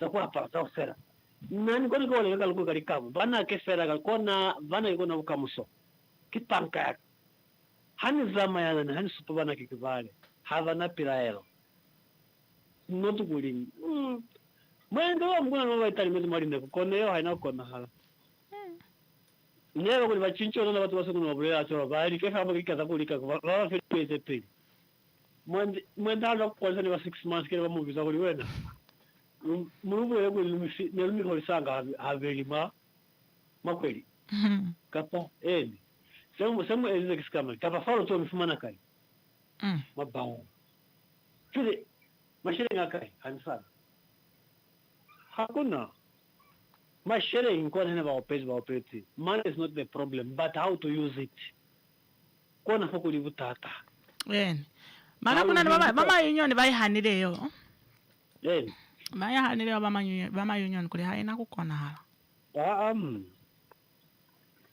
kona halayo nisikelo atseleza kuti kamusoni kamuso luna watu wafetwa kamusoni kamuso lunyaza munso kanguli mwana kwa kusina na sibunolo kono kele vao sieza so uli kamba ni walfanga fali pesa luna yani balubera kama waziba wazo kusekesa mashirengi na mabona kaka kubona challenge za manga hape kula mashirengi ni pesa ngana atulanga masaka sole ale kono yo ina kono alamani patali mefa watu peto tuinyani hai kono hali mana haina konala mo fe mtu kama fuzo ya namo ngayo isida ska super moto aska super moto ai kono hali yo ma kweli wazenga tamana ndo kuti se baso wala hapa vano vera batu hazna konala na konala mashirenga sebeza zengata num nevere na hani koni kulumela kuti vanivulire kuli kuti kapei kahao kaulukuno kafitanga fahali hawa beta aba kavyo zone kafita fahali bona be ngona ba decide at least kubana ni percent ya miyekeleza fateni he simoti mama na sema muka hezi ki $1 ni sasa $1 hapa ni $1.50 hakuna telefoni kwa kubulokera hapo hai kwa nali ha kwa sisi sababu watu wanayo tutasikama muri seven so machine ngo izibacho tuzo sakuri na hani naziba kuverekisa mashirengi na niziba kuverekisa mashirengi basi mashirengi kan ni tuto mashirengi hana afumani mashirengi afitafa ni asebesa ngira yetu ona yo kona taba hai bakuli mtu hazivi kusebesa mashirengi kapa peyo baipo mahaka kapake halalo kihane hakuna sakaeza hakuna bomana kisakitota hakuna ele tumeresera balo fe ya sinya babuzi bogari wediga bino balaula sera babuza seto manu basko como mumbera kimu pulo munde alunyazi kona zezengi neba bazinya kisaz na kona hala neba bona bamunsa bamula wona kuzivumela zota azikona halizo abatsema suggestion ama mulo kona kutsizafera babacha baba notsinzo eva kere bapairwa severi sabo na mashirengi bakufela kutsevela mina bantu komuna severi sana sa museveza mashirengi ibota likaze zitulire chwana ze bane likaze zitulire mane bakuli hozi biza kweza hande ntupeitwa hao kutoma nyando asakona hali loli mina hoyo zo wangu ezo mana isa headache kwanza kuno mapiru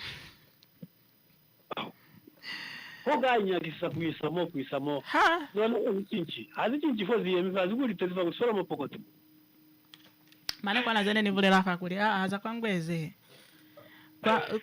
kwangweze haki kwa kuya kwanu koina hakuna soyezize nenzo likuvugela mabani fa wale skuli bona ni mulelo wakuya kwangweze obone kuli kwanu waleka zoto kwa hala kaufela zekato kwa hala waleka wasia kapakivu sunso kapakivu pi kaufela uleke osie kono kaya kwangweze kakuli na siba kuli kwangweze okayozwa hona nevere pene nevere pene ilingwe hakuna mwapelo kutoka msebezo nechwana singi kwangweze yona basi nyo hohera kwa niyo nalicho zihohera kwa nino nsiba kasahao ogona hananga insingi kwangweze ana rutai mesera nzira isi notsizo lutule zalimuka kantilimuka hazitasazanga vatu kuti kingi nekireka leo tata kodonto yani tata fera muka kono na moine zifera chore kingi kanti nekiri mula yamu baile na baile kiri mukanzika yoto hande Nikutere na baile kiri mukashwa no mufa kuti neri kuti kimuvereki kubona hawati mandiri muka nezizamaya nezinzi mwanzira sari kumufumana kwa mkwakwa Transka Privi Highway sari kumutaseza nezifera bukaufi anisibifoka panezinzi bukaufi kapanezifu fera nezi kamaela nezi kamaela sisi eza habarimuka limuka kinto yena ni kachima mane muka baba ziziba hamuzibona uzeba zingahile yema fresco waba nikunyanganya ari muka azufufa hazela tata hazela tika kuli mabona hazela mutu yazengi azikena fahari zibona kuli awalwana ko never mazazi ainge sapia kwani kwa sana halu ya kuzilafa kona hena nibu ya kuli never halu zibele mushi wabula ku isko wa inatamuka hayo holi wala siku fresco wa ilwansa hebe kozi mushi wani wabula ku uisi yefela sisi mazuwa ya kena mastini fo haina taba hai kozo haina taba kona mga mwana gana zufufa ende sasa alati hai sugu nufufa hai lati mutu ya mizu mahule ila tamu tuwe mwana yemi hai zama ya kuena hana mabongo fo hai lumi wena ya yemi kwa lingo ufafela maestraki zamu la sechuana age kuyele ukakona fo kale muhela bomba wakavera How you aim from Simachona, a highlight of Nata, and the same Nata Fera, can you tell us? So now, probably Motacamolaho Nekuna Mushimani Walona Nelio Cotomanaricom. Omanasa, Koyanima movie, because I sang a movie Pitezi. Nan Lomelan is on Arimuka. Tavana is an Asa Zibi. With all of us, Kotaman must Kotamal Lova. And happy, Muka has in the Harlequin each one. They don't know each other. And for the first latitude, for has a latch. If the common has a latch Zabolaya. Utro Lova Scotta, Narina Koyamunda. Omanasa, because that's some movie. So luckily, I don't know Nana. Not fearless before. You know, Martin comes a part of I was Penula, the Pute. So my old Shella, Sally was cotton so me, and the grand like most easy. Man, a lot of Ramutua. I don't know if I'm able to estimate the material. And how Tomutua, and whatever we kiss what Sarimuka.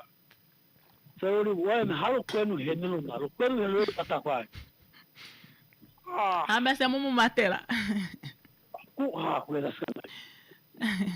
You told us a prisoner marijuana. Hayo Tulanga. I get it in Toya Latera. Muka can talk about it. Manamuka Laterna. Nezingena goes a segundo potoloha. Can't do a segundo tomorrow mojoninga buera. Hazu toku au toku ngwa kutamwanwela. Mwazi kuta. Hato tumukanga tola kala kuna. Kona tapo kutafari kamba. Obya kuli wena. Kuferile. Fano ya kutafari muka kuferile. Tata kazani. Mara zani anto yani tata. Sasa vulaya hanzu kulikona nyuto yazana yani. Nikakuli miuto azona yani sina nisfanu. Nisfanu. Which means hata imma swa hulumela kwa to. Better money hazulumela hulipaka za movie not kwa to. Hata mtata likazana akili kaze tumela fani. Kazana ziwa kwa to kwa swala. Namane halomela nzona hape nane nishunguzi kuli foku inzili muka zivona halanga hulu kutavela kutoni fufela hanzi kuli king. Wale hazina utata fo. Chane nana alikanga kuzipuku mona. Neva lana fahane ninzi kwa hai. Mane vene ninzi vani hansa kuli. Mane uske wa heza. Me nae kani kakuli nane nilumirwa kimuka ingeni. Wana ye tava ya kuli. Kimuka ninja. Anilomela nizona litava zeo. Mane muka mwipuku muni. Muka hamu wana ne nilumile na muka ingeni ninzi vonjenje ma. Ona wakulu ske wa puku mune kakuluma ne nilumile muka. Kona hamu vana kuli hani lumerita ya kuli winefera kinto yeso na ninja kutuske wa mata uske wa matoka mateka kuluma ne ni lumire ngeni yemi kuni luma ngeni yemi kuni luma hapenge vanina nuzi nja chale na hani loberina mwendi male mukahe yana ngi ya luma chole musazi pukumuna and hali mungawala msasa puku mina fela mina zazo kubali tangu mina sikipa pali kuzona ubona kuzona kipa pali eni yona ngisifoyo mungawala ko ne fambe to chona sifoyo so mahali ka wona wana talizo wewe mona papali and the first malumelo izibata fo na han lumela ne mane limuka malawo ko nan ska lumela kale kiwana ko ne nutere ko wana chala vutuku ha ne nutere ko ya chala vutuku insingilisha so wale ni vizuri kakanjamba leo likakanjamba ko dali fileo Ani malawa mansuani la ni lao misa kwa utata walona mawi mane kwa bana kuvulaya kakisakuli poison yatin hali nata matoho neva wena umuhulu ukatero kisingonyi watero kisingonyi sino kutero kisingonyi kwa na mori nezira ndane kia ni nata wao tokuri kisingonyi hausa seveza hande chole kwa bana na man halisi nako haga mumati kwa spatera petwa nokufire hawashwa nani poison yemasi nani poison yemasi kimufuta wakabanze Wazi to mari kaulo ko antu vazi to tinyan to span to na to kona ga to bikena ingen tapsa mawe me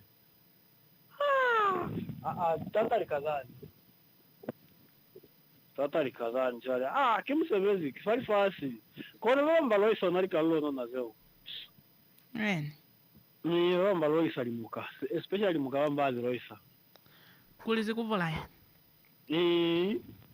mwesi limuka kima polisa limuka kima wenge ni wamu kima wenge vazo isa kima wenge nto yani limuka za mitama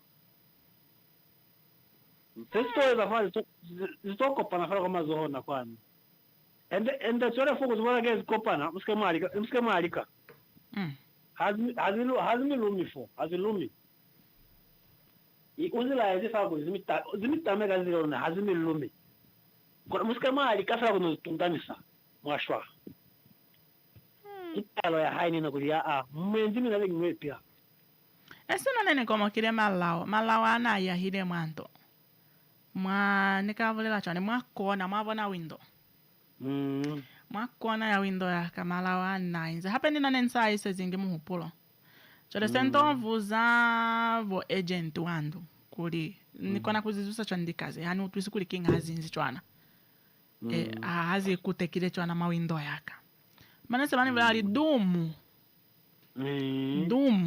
wana yani dumu kuzifaela fela za shwazeo chole nene livalanga nene vile malawa ani mwenda enzi nevile li mozepeli fa windo yaka ani mipumi hesi zanzi hani yakwa kuitapisa fande chole nto uhupula kuli nomen kuna ni malawo makuona mo kuona se niyongali kapala dumu sene uoto la fela lizocho na kulizusi za fande kuli hani kambo na fela fafana kwa la windo ye sena faela fela kapili ka fela wana na felize kuwa kwa dumu manzi bunolo masi mana na nensa zivukuli malawa kawuli nene huplango li nifutu maze mezi ni sele kona ya windo mani kapachwani chale nensa zivukuli dumu ya vola ya malawa hakuna tuenzi kuikingero ngato mana unakiense visanga hulo nakoya nakweza ya kukutuwali mango kiense visanga hulo dumu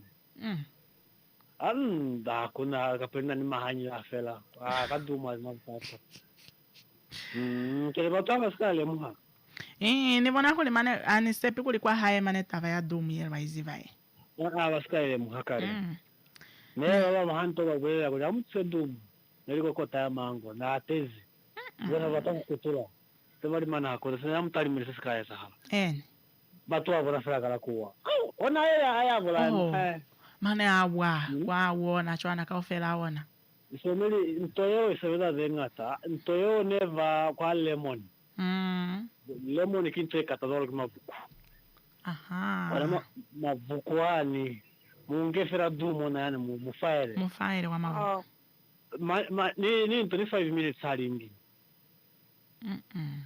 wana ni sevesanga na kama lemon aka haingi 5 minutes kimi ona fahamu gari faira para mari utohoza ka kumukale ona pola ka lona laka la kuzusafala mu ko wale mon seri shwidi Kaya tawa skari muha. Kuli lemon kintu ekatazwa lo mavuko. Ana ni mavuko ana green kuna mavuko ala brown, white, black. Sana hata serve lemon kama prasa munge fera do. Kudumu kufaya. Kuna lemon mukava na foko limuntu mukava na kuchiwanto. Ashwa mane. Okay, nasho nizofana lemon yaona kwa haendeve ileo. Hapa nizoli bala kusela ma lemon. Mazazi yani kamsize kuchama lemon na changa hulumina. Ha? Kwa mina mwende kwa na mesi. Kwani kuluna kwa mmela kwani mango. Mehulu fani zo isi yani ona mehulu beile. Sikuwi malemon ya kwa ni kumoko yani akamga mana kuli fa ivera ifari ne kuli chakatira ne fa chakatira ifari ne kuli. Awo. Chakatira ali ne kuli hakuna. Batahulumezi. Kwa veni voni tuli batamezi. Luna kwani kuluna nevile ma orange achezwi, ma banana achezwi. Vachile ma banana ma orange vachile. Fani izo asia aveire fa ma orange. Atonso ibino avata mane fa kontu kyole kafera. Ma orange. Kwa agriculture have Alex. Alexa. Najefa sezama zitura.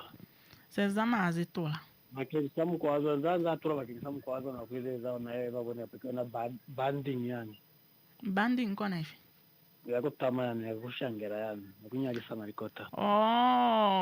Baso lipo na onyali sana. Fo inge banyali sana mifuta ya ma orange kapachwani.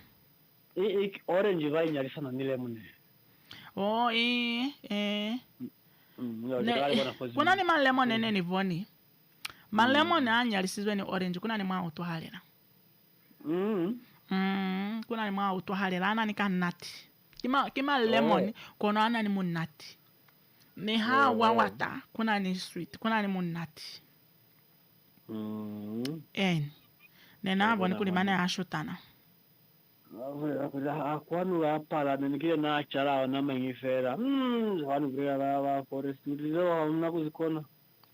Wari ngona fo aferize fo salize la fera kushwa fo mukasira la fo konja likashwa wari ngona fo konja hebe mazo kunyali sana nikanye Kenya nkona fo ne mukaye bona hasima ko happy mana wakuhula ngalo fo mu machalize azwa sasa watu kule aye mahalimu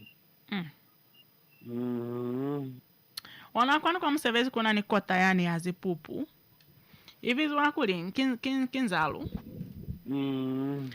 Ite zipupu zave yanga chole hanisikaze shungula uli zavo zwangona zi. Zavo zwanga zo. Hanzibi kapa zavo zwanga kakuli mavani haneni vuza va.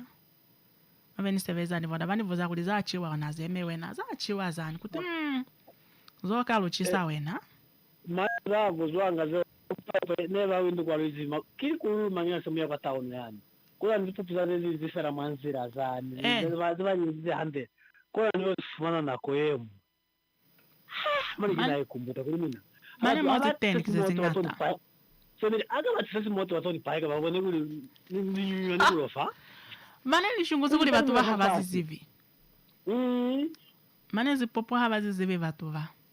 Esikona balekanga fauna madati hawa. Baziva haa madati, eni. Habazivi madati kwa zipupu zeo. Habazivi kuli kono wanaze zipupu. Na mani nizela tamaswe. Mukafumana kuli zeo za kwa mani zeo kize tuna nevanto. Nani kize tuna kufitaza kwani. Manezo nizifumani mana mizokatini. Zimu nati nsigilishea. Manezo kilicho zeo mina. Kilicho. Amazi zibina mani nini koma kile meva. Amazi zibina ni voni nevele yu muhani musupeza livo wako. Likivu sunso navo.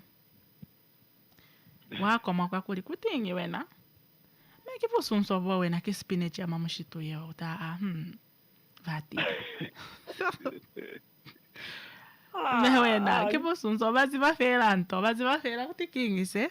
Bazi wafela sinshungwa. Pekiswa bazi vikusape ahandi. Sinshungwa sanse wa omisanga.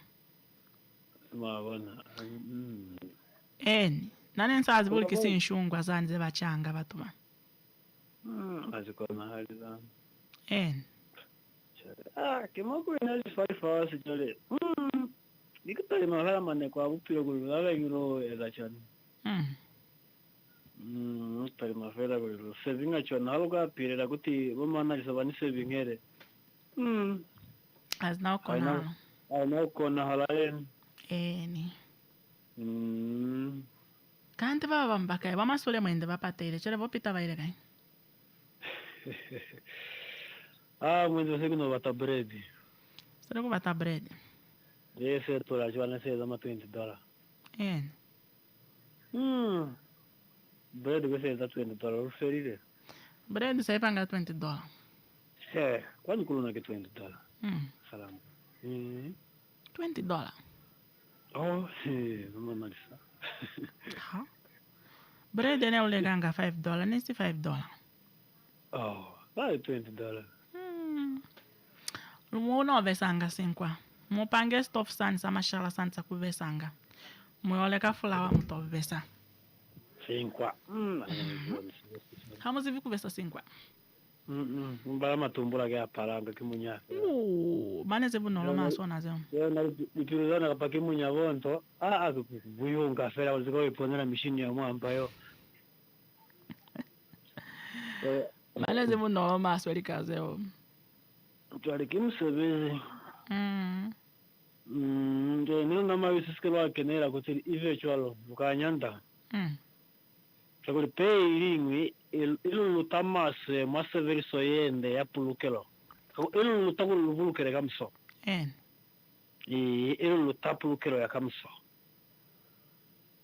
Sale ilu nama wiso wana kilu nama wiso hawa tombo feraba. Hawa, kwa hamu vana sabasere kudolo hupulera kuli mwende lukale kuba holi sanga haveri. Gona eni. Gona mukwinere chare harusa ajiba. Bagengisa kuli baboni kuli baba banchaba. Abakona hali. Kona tevere ngisesa yemo ngima kima kuli mina msikaya kwa mkitima nani pale zela likazola malutimi usamba kuvantu kafere mama chwala mo. Ogera lutimi wa mina. Namusaba tukio twali kerezo. Kwa tutasizo sanere mina. Zama muzituhere. Muvuze yo munchaya ile kwa kuvizo tutasizo samfuta mai. Baba boka chekuba. Kwa kama nitenge. Hakuna sizo. Boka chekuba mumu yobona yuse yako na kutisa sizo. Yo undangebe. Nozi boka chekuba ngombo wandu bayizi sizo. Hake kuli niko na kwa mukiti kwani bayelanga fera vyala. Kuyonwa vyala. Kuna ziba yelanga kano tukuti mwene kuziba yo tutasizo. Baba boka chekuba. Mwende yawe. Habayo bomanasa. Hayo ya tutsanga sizo. Luske baba toba. Lubato he. Nero kulikambo ndari kazi baizanga. Aba fita fale. Tako kuno watu wapotola waboneri kute. Bomanasa bene bagasi mukiti fale. Aba kwa sikai. Kwa sikai bene bagasi aba kuteka sizo fale. Hene bakahansa kuli hakuna buchola bovunmiwa. Bomanasa. Kila basi kai. Kile sababu la kufata akimu kitu kiva bachika fa level la kwa zama ya bana bauna. Hakuna moka baeza. Hauka pia kale bana bauna bafera mali tolongo. La tele mula wasizo. Chale fera piliwo anizivi. Anizivi kakuli. Na kwa mikiti hani ingi. Hani ingi kusana ingi kuli hani vingi fa hani takazo. Na mwingine ni ile nelisiri mama 2009. Nenile kwa mkiti wani. Kono hani kono kuvulera kuli kuna nzene nizobona. Nenizobona fela batu baba ya mali mota zabona. Nukuyo ya msali mota inge vavina. Kimisha ino yerwanga kwa. Umatu kimisha ino. Peto. Kimisha ino. Uona muni. Kwa munde fera. Wale mune. Kwa munde tero na fale. Mungalo na hata mbao kiswa fani. Ona fale hapa tafa. Falu bona wana fani. Falu taitai. He, neva vinile volukato. Nemu bavoni? Mana zika wavona. Neva vinile volukato insingirishe ha? Nemska bavona nemu muzika. No mana isa mana mpo mimi pula kana indisa kuzisiri. Au. Nene kupula la kanari drink. Neva vinile insingirishe. Kwa mabona, kwa navundona vo. Vatereri varona vashemi varona vakuta hava telefari vavonisa kuti vana nemaoyo kondo ndavana vavona kuna babisisa halu bona vile bo mahalo na bona tumbo mwene vai inezi fan halu bona baba ni wana Hena batinile maswe hande bati. Kutokuli kumbala visi basizo saluna kimushemi kuzilokuli mushemi ya inzifakasizo kimutu ya mutuna bakutekile hande nimna mabona kuli bamwete ifalulu mwete Heni. Yes, nabatinile maswe hande. Nekutavisi nebantu bona nekutavisi nemabona kuli no. Sizo sari tezeke kupapela kuli. Kama kuna ni mula ogu pasizo luli kusitia. Ndio sikafu mana. Tole unahunje jamaa tombolaga kaya fateni. Ya. Tombolaga hapa 7 days. 7 days wa sari to mana. Sibona zo zama lufa matuwa mangata. 7 days buchala wa malozi. Utatavela wabancha fera haluziku yaka nakutolula lakimani. Babancha neva kululaga kaulo kutobancha baloba tere misebezi. Babancha fera mana. Sezama ni ukisa babancha wana kukona neva wakapata babancha kuti no kifamu eze. Hen. Yamuncha kimutosiri bamana. Nikomga mkakati za kulikiwa msebezi. Mutali msisika za haraka fumana pei. Saariva la msebezi kwa mchwala. Ni waka kutongoka. Nzazi kwa msebezi. Nzazi kwa msebezi. Wale wali msebezi o. Msebezi wana lapelelanga wana alilelanga. Kikalo sugunolila. Kona samla kufumana waka kutongoka ndati. Yaba swaizi kutoa mama wana vai kusiona msebezi o. Eni. Halaga muzusa kuti nikina yani nzizo msebezi. Halusazi ukuthi namayisunga kusiphendulayo. Ahululi. Halusazi. Sele mwandi vyoga za majemeni kwa mama nyuma yuko mwenda tolo kutaza. Kwa kuna mwindi kapo ya una ipoza kwa pale mana ni bialu tokola hakuna yezo rukona. Sele luma yuko bwe kana wendi gajeso. Muna balala babamla. Bana balala. Hawa nebere mama kuna nane ba tu bachimbinda utseli mapolofita. Kimiti. Amu bula za kula la kare no plali mama ni no tire bachimbinda utseli mapolofita. Kutse bakwa eza ni taxi. Ona mo mangweza kwa Zambia. Hanzi apa mangweza pa kwa Zambia. Kwa sona na kwa Zambia. Hani sepuli bako na kukweza taxi mama batro putelela batu abangata chwana. Nani mivure zikuli favo mana isa hakuna mutaga wa tikinga kafa. Hayo. Sene mapolofita. Upolofita utambizi kumai. Upolofita bakula. Kimagician ya Malawi yo. Wana nitaola masifuva. Ye melofa zari tuza batuli. Ona kama kali kwa bojeje mashama abana mu birero utene. Ende na miru risizeri utu. Cyo mila perere. Nina mana kutoka. Aya mama nasama ne muye. Bare. Ni baswala vani. Tanto sinakule mhakuli. Hausa vile wichazo wakubata bashereni. Hakuna mkona kwa manera.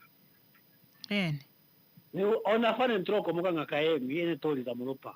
Kuti bulera batumina lupanga fela mashereni. Vyo ntoa la simu pia na futa niko nizona. Na lupanga fela mashereni. Hakuna zipalile. Ke ola fo saluna ke wakota wa profesa baya bateni fokuti.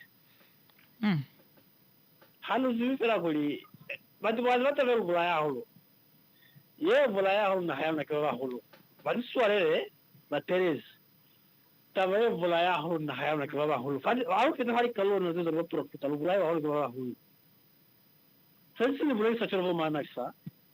Ona fava mu boni na yo chimbina mesa bamulu mena besa bamulu makera kuti chimbinde seri mu profeta. Esari wa holo.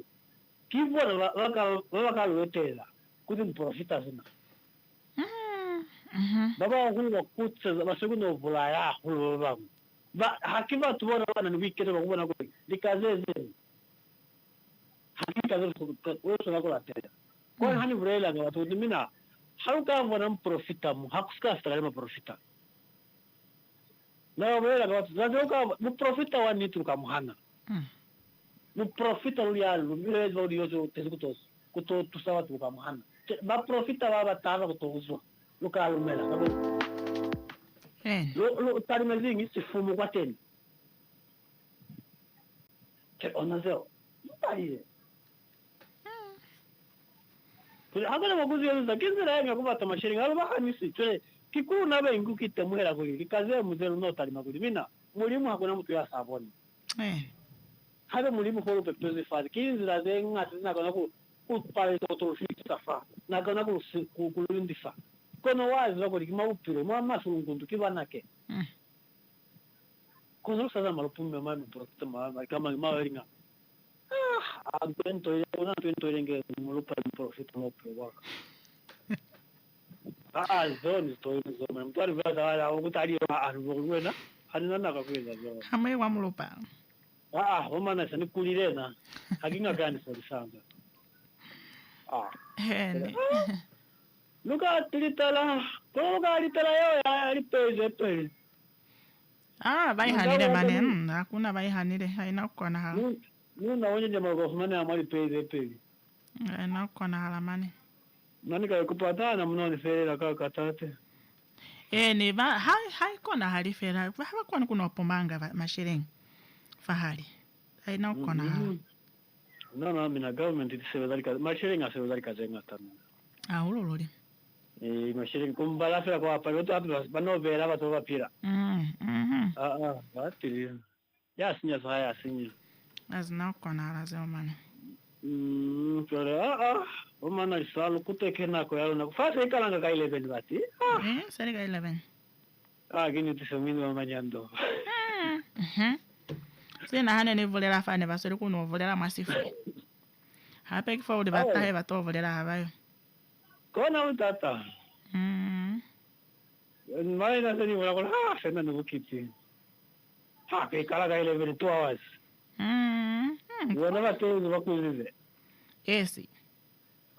Wakavuna mwe record pili vaga tivini kuzende mwe record yaka. Na basi afa ingeni yo hape kwa hai. Basi mani falsa. Na basi ingeni yo ya kwa hai. Mimi sema sevoloso. Watu wana santo era fela mwana kutoka kuna ni boloto. Mana hululudi. Lula pele kulia anakwe mulimu abaka sola disipipo za kwalo. Mwana mbatako nitabisa wala mtu nifa text fare kuti chuni wa radio sini ngoma anasa. Hamtela za sema fumana bosinengera. Nana bosinengera. Mana mtu ofedala nguni phone ngera kuliera nenge mukele famoya. Kamso. Luitumezi kizeli. Luitumezi nyeluna.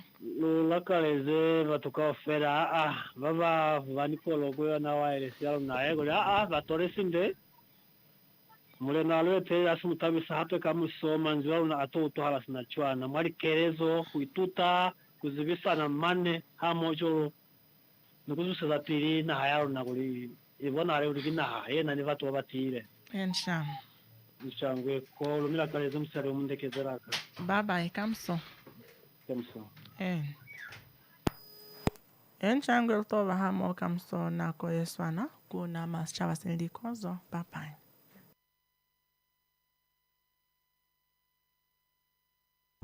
Eagle FM lets you express your constitutional rights of freedom of expression without fear of favor. This is actually, to put it mildly, an economic scandal. Fraud. Not fraud, it's a scandal. Scandal. Why do you give a tender to somebody who does not have capacity to build? Why should you do that? You know a person that does not have a capacity to build. Eagle FM lets you talk. That's why I'm always telling people in Parliament, let me not take up my Katatura menace. Right. Because I grew up in Katatura. And I will not hesitate to tell you off if it is needed to do. Be part of the debate by setting the agenda. My response in terms of Rwanda at 6% is that we had been there before. We've had 6% growth before. It's not something that Namibia has not achieved in the past. And it's not something that Namibia will not be able to achieve in the future. Eagle FM, the eye. lipuranengelo wapumbwa evatera ulikoni maondudu toingida ashike kapeno nweku dite opoye ekukulile oshafafana nongeshe faili meholamo ihoetike kovano ile koshiwana onongeshe fa yapumbwa kukaraya kovano okupitiramo Eagle FM otuna ebitoda njuka okukwetera oipindi konu kondado ili nawa nuneudo otukwetera o speciala ngetashake ngeshefa omarudi dayoloka opone ushendife nawa nokumona oijamo ili nawa ningepata fanona monika ko Eagle FM onora etatu imwe mbali heali nola natu heali mbali no heali ile komberewa nora hetatu natu mbali o hetatu batatu o mafelane Eagle FM the eye. My friend, why do you seem so worried? Ace, I'm planning an event for next weekend, and I don't know how to best get people to hear about it. Saima, don't worry about those small things. Contact Eagle FM today. Eagle FM has a dedicated team that can travel anywhere countrywide to broadcast live at any event, such as a promotion, organizational launch, anniversary, wedding, funeral, political or traditional, and church events. And basically any event that you wish to broadcast on a national level.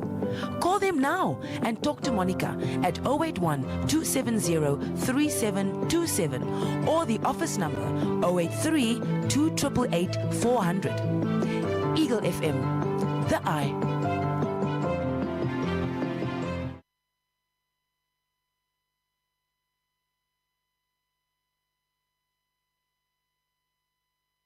lipuranengelo wapumbwa evatera ulikoni maondudu toingida ashike kapeno nweku dite opoye ekukulile oshafafana nongeshe faili meholamo ihoetike kovano ile koshiwana onongeshe fa yapumbwa kukaraya kovano okupitiramo Eagle FM otuna ebitoda njuka okukwetera oipindi konu kondado ili nawa nuneudo otukwetera o speciala ngetashake ngeshefa omarudi dayoloka opone ushendife nawa nokumona oijamo ili nawa ningepata fanona monika ko Eagle FM onora etatu imwe mbali heali nola natu heali mbali no heali ile komberewa nora hetatu natu mbali o hetatu batatu o mafelane Eagle FM the eye.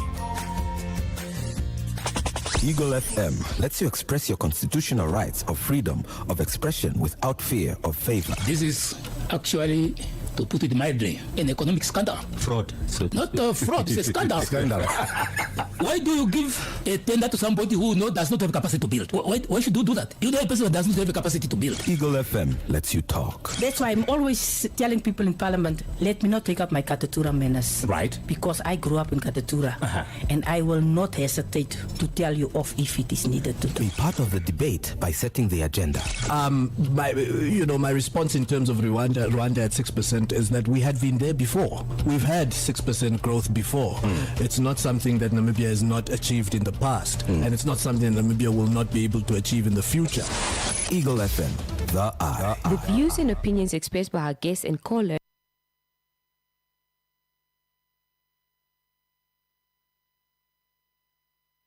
Yeah, good afternoon, ladies and gentlemen. Welcome to On the Radar News Bulletin with me, David Shombe. It's 7 minutes past the hour of 1, and we are giving you updates, particularly when it's coming to economic affairs, trade, and everything that affect our bread and butter. We are greeting you from your number one favorite talk radio station, Eagle FM. We'll give you what is happening, particularly in the context of Namibia. Also give you what is happening in terms of regional affairs, trade relations, and also when it comes to international affairs, what is happening in the Middle East, what is happening in the geopolitics, and everything that will be able to affect Namibia's development. Today, we have two important news bulletins. The first one will be able to be in the conversation with SG, that is Statistician General of Namibia Statistic Agency, especially to look at the context of statistic-driven development. We'll give a bit of a reflection of yesterday, especially when it comes to Statistic Awareness Day. And we're also going to look at critical questions, especially when it comes to what is delaying Namibia to focus on statistic-driven development. How do we make sure that statistics are prioritized? What is the necessity of statistic-driven development? And what are the key case studies, especially when you look at countries that prioritize statistics? And from there, we'll give you an update also on what is happening, particularly in terms of parliamentary diplomacy when it comes to Pan-African Parliament.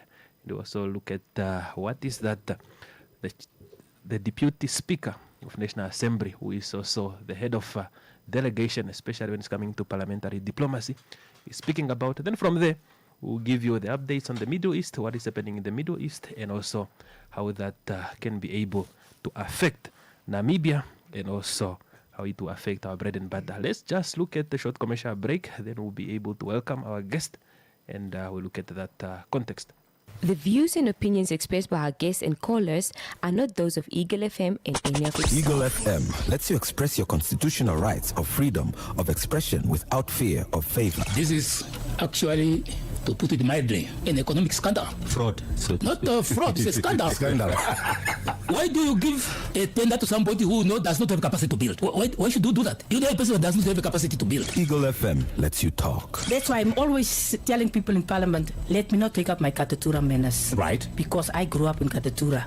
And I will not hesitate to tell you off if it is needed to do. Be part of the debate by setting the agenda. My response in terms of Rwanda at 6% is that we had been there before. We've had 6% growth before. It's not something that Namibia has not achieved in the past, and it's not something that Namibia will not be able to achieve in the future.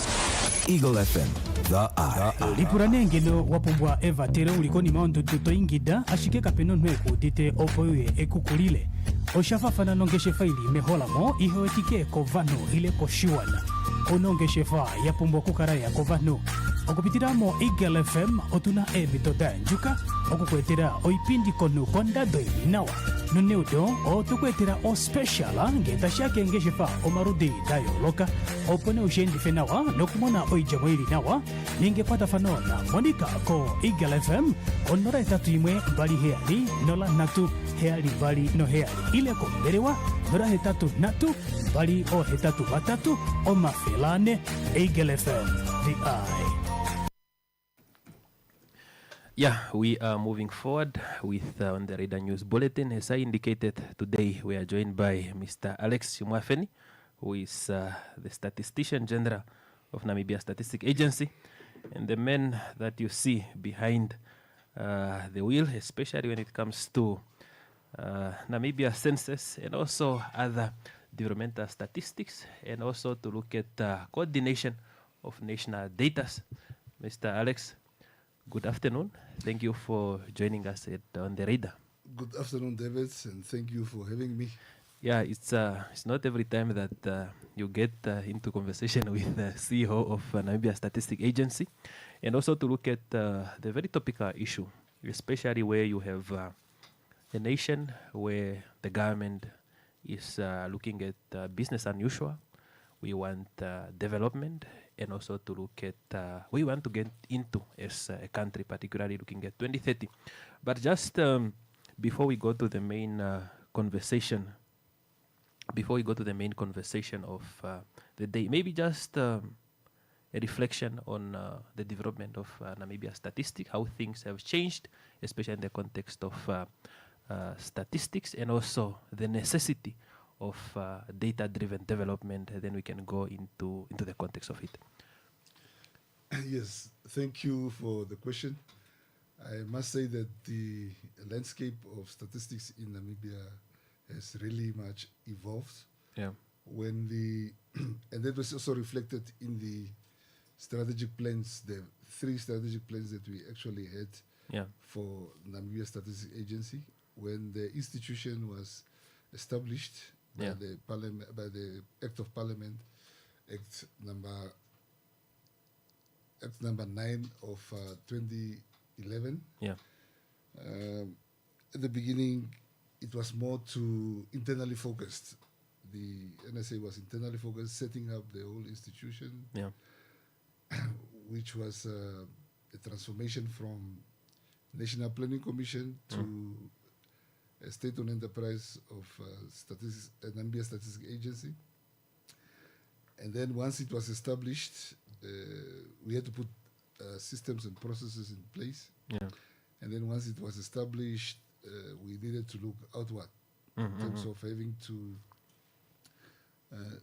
advocate in terms of what the importance of statistics, what statistics is, what and the importance of statistics as well. Yeah. That we have achieved. And then the third strategic plan was more to be futuristic in terms of modernizing statistics. And we are getting there because that involves quite a lot of aspects. Yeah. The digital transformation is one of them. Yeah. But then it's and then also alternative data. It's also one of them. But let me just go back on the advocacy first. I think at the beginning the mentality maybe was that statistics is nice to have, but with time, as time evolved, it also came out actually that we actually need statistics. It's not that nice to have for planning, for decision making, all those things. Indeed. Now let us look at the timely and coordinated statistics. We are planning, other countries are planning, but when you look at their websites, they already know how many they are. They are not estimating. They know what is needed within that month. I was looking at World Tourism, a barometer where you also have a gap in terms of some of the African countries. Namibia is also not yet there, not up to date with that tourism statistic, for example. We are always left behind. Now, let us look at the relationship between numbers-driven development. A politician can do a communication to say, I'm going to build 200,000 houses here if you vote me in the next 5 months. But from where you are standing as a statistician general, there are also things that you can say that, no, I think this is not practically possible unless this person have this quite information and all these things. Now, from where you are standing, do you really think the private sector and government are valuing the importance of timely and coordinated statistics, and what have changed? Yes. The answer to me is yes. And why I'm saying that is because these two sectors, the public sector and private sector, they do consult the NSA. Yeah. When they do planning, yeah. Or they want to do making decisions. Now, the example that you gave about somebody promising to do something or build how many schools or things like that, it depends on whether the person has got informed. That was a decision was informed by information such as data. And sometimes it's also a matter of we need to be specific also. Yeah. This morning I read the article that says there's an oil company or so that will create a certain number of jobs. Yeah. Unfortunately, I didn't get the chance to read the article. Yeah. But what was going to be interesting for me was going to know over what period of time will those jobs be created, over a year, 6 months, 5 years or so. So when a person says, I'm going to do this, you need to find out also over what period of time. But to come back to statistics, our mandate really is to create an environment or enabling environment in terms of planning, decision making, policy making. For example, policy or a decision that you make that we want to build a school. Yeah. Even gone are the days where we say in this constituency or so, there are so many people, yes, you can build a school, you can cater for some people.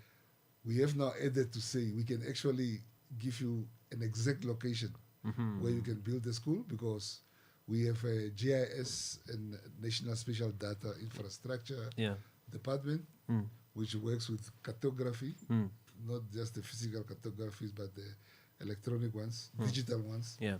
So we'll be able to tell you, because we can draw a radius to say if you put the school at this area, how many people exactly will be able, or the 5-kilometer radius policy that is there of children, how many of the children will be able to capture. Yeah. That is what we do. And then all this information, you can get it for free. Yeah. Because we don't even have to get out of the office to go and measure. We have what we call a geoportal, which we call Digital Namibia, where you can sit in the office and then our technical colleagues will be able to draw that for you. So what we are saying is NSA is there to create this environment that assists you to do planning. Now, we have seen also from the requests that we get from both government or public sector as well as private sector, we can deduce that they value statistics. Yeah, they do consult that. And also, it's various statistics that are used. Yesterday I spoke about one of the most used statistic is the inflation rate, where people use it more for looking at the cost of living, looking at increasing salaries. That is one of the statistics that is basically used, and it's used widely by both government and private sector. Yeah, what we use mostly here is international trade statistic bulletin. That one, that one. I think we have much interest into it, especially looking at trade. Now there is something that we see in Namibia that an institution can come up with a strategic plan. There's certain institution that say, no, by 2030 we are creating 30,000 jobs. And when you come after 5 years, everybody is looking at the other. Then you are asking yourself a person to say, where did you get this information? Now, before we go to the importance of monitoring and evaluation, maybe you should give us case studies of countries that developed using timely and accurate data. Because, for example, last year in the midterm budget review, there's a question which I asked, but nobody really wanted to answer. When the president came to power, she said institutions must work together. We are going to make sure that this is what is done. Monitoring and evaluation must be prioritized. But when the minister, for example, finance gave a midterm budget review, we have around 11 green schemes, if I'm not mistaken. She only gave update of 3 green schemes. Then my question was, are the institutions that are not submitting their data, or is it skipped intentionally? Why can't we get that even if it produces one potato, so that we can know where we can be able to improve? Let us start with case studies of countries that have valued statistics, and they are using statistics even if those numbers are not they are not welcomed. Yes. Maybe a country I can think of is Norway. Yeah. Because we do have an agreement with them, a cooperation of exchanging information, skills development, exposure. Norway is one of the countries that got a very good population register. Yeah. They can actually do a census on a daily basis, or even every 10 minutes, because by pressing of buttons. Okay. Meaning that at any given time, they've got systems that are very much interlinked. Yeah. Every time they can want to find out any information, they will be able to extract that. And the reason is that they also have, from the beginning, they capture individual information. At birth, people already have ID numbers. Okay. And they track you. One of the questions I ask them when we, frequent meetings that we normally have, I ask them, for example, a variable of education. Yeah. There should be a tracker in terms of if I went and studied in South Africa and I come back and I didn't tell anyone, no one might know. But for them, close to 100% of the people either study in the country or they study with the assistance of the government funding. And as a result, they will know where the people are going. So Norway is very good at doing that in terms of if you look at the kind of reports they produce, then you will get to understand better. They really take statistics, the importance of statistics very, very, very seriously. Yeah. Yeah. So almost everything they do, they base it on statistics. Yeah. So it's one of the countries. Yeah. Let us look at statistics and accountability. Yes. Somebody is given a directive by the president to say, I want you to create this amount of jobs in agriculture, you in the mining, you in this. And there are certain targets. But after a certain period of time, you realize to say that there is quite a gap between what was said and also what is being delivered. Now, from where you are standing, let's look at, for example, NDP 6. For now, until now, we do not have right information to say how many jobs, for example, were created out of the target of 500,000. From where you are standing, what is a better way of tracking the progress of NDP 6 and ways finance really should be invested, especially if we want to know if our national development plan is working or is not working? Yeah. Just to start off by tracking. Yeah. Tracking is one thing, but execution is another. Yeah. You can track to say NDP 6 have got this specific target. Yeah. You can track to say are we reaching the target or not. Yeah. But that is just tracking. Yeah. But what is most important is actually the execution thereof. And the execution thereof, most of the time, if not all of the time, is linked to a budget. Funds that must go in there. So if the funds are not there, you will not be able to move. So the tracking will also be giving you the same thing to say we are still at this point because the funds are not there. Yeah. There are other aspects maybe that if you're talking about service delivery, those fine. You track and then you'll be able to also measure the increase of the service levels. Yeah. Now it goes back to the others now that I spoke about that in this funding. Yeah. And you know that funds is not it's a finite commodity. It's not infinite. Yeah. And then also at the same time you also have different priorities. Yeah. Now when we're doing census, the 2023 census, we're supposed to do it in 2021. Okay. And then our principals were saying, look, we still have remnants of COVID.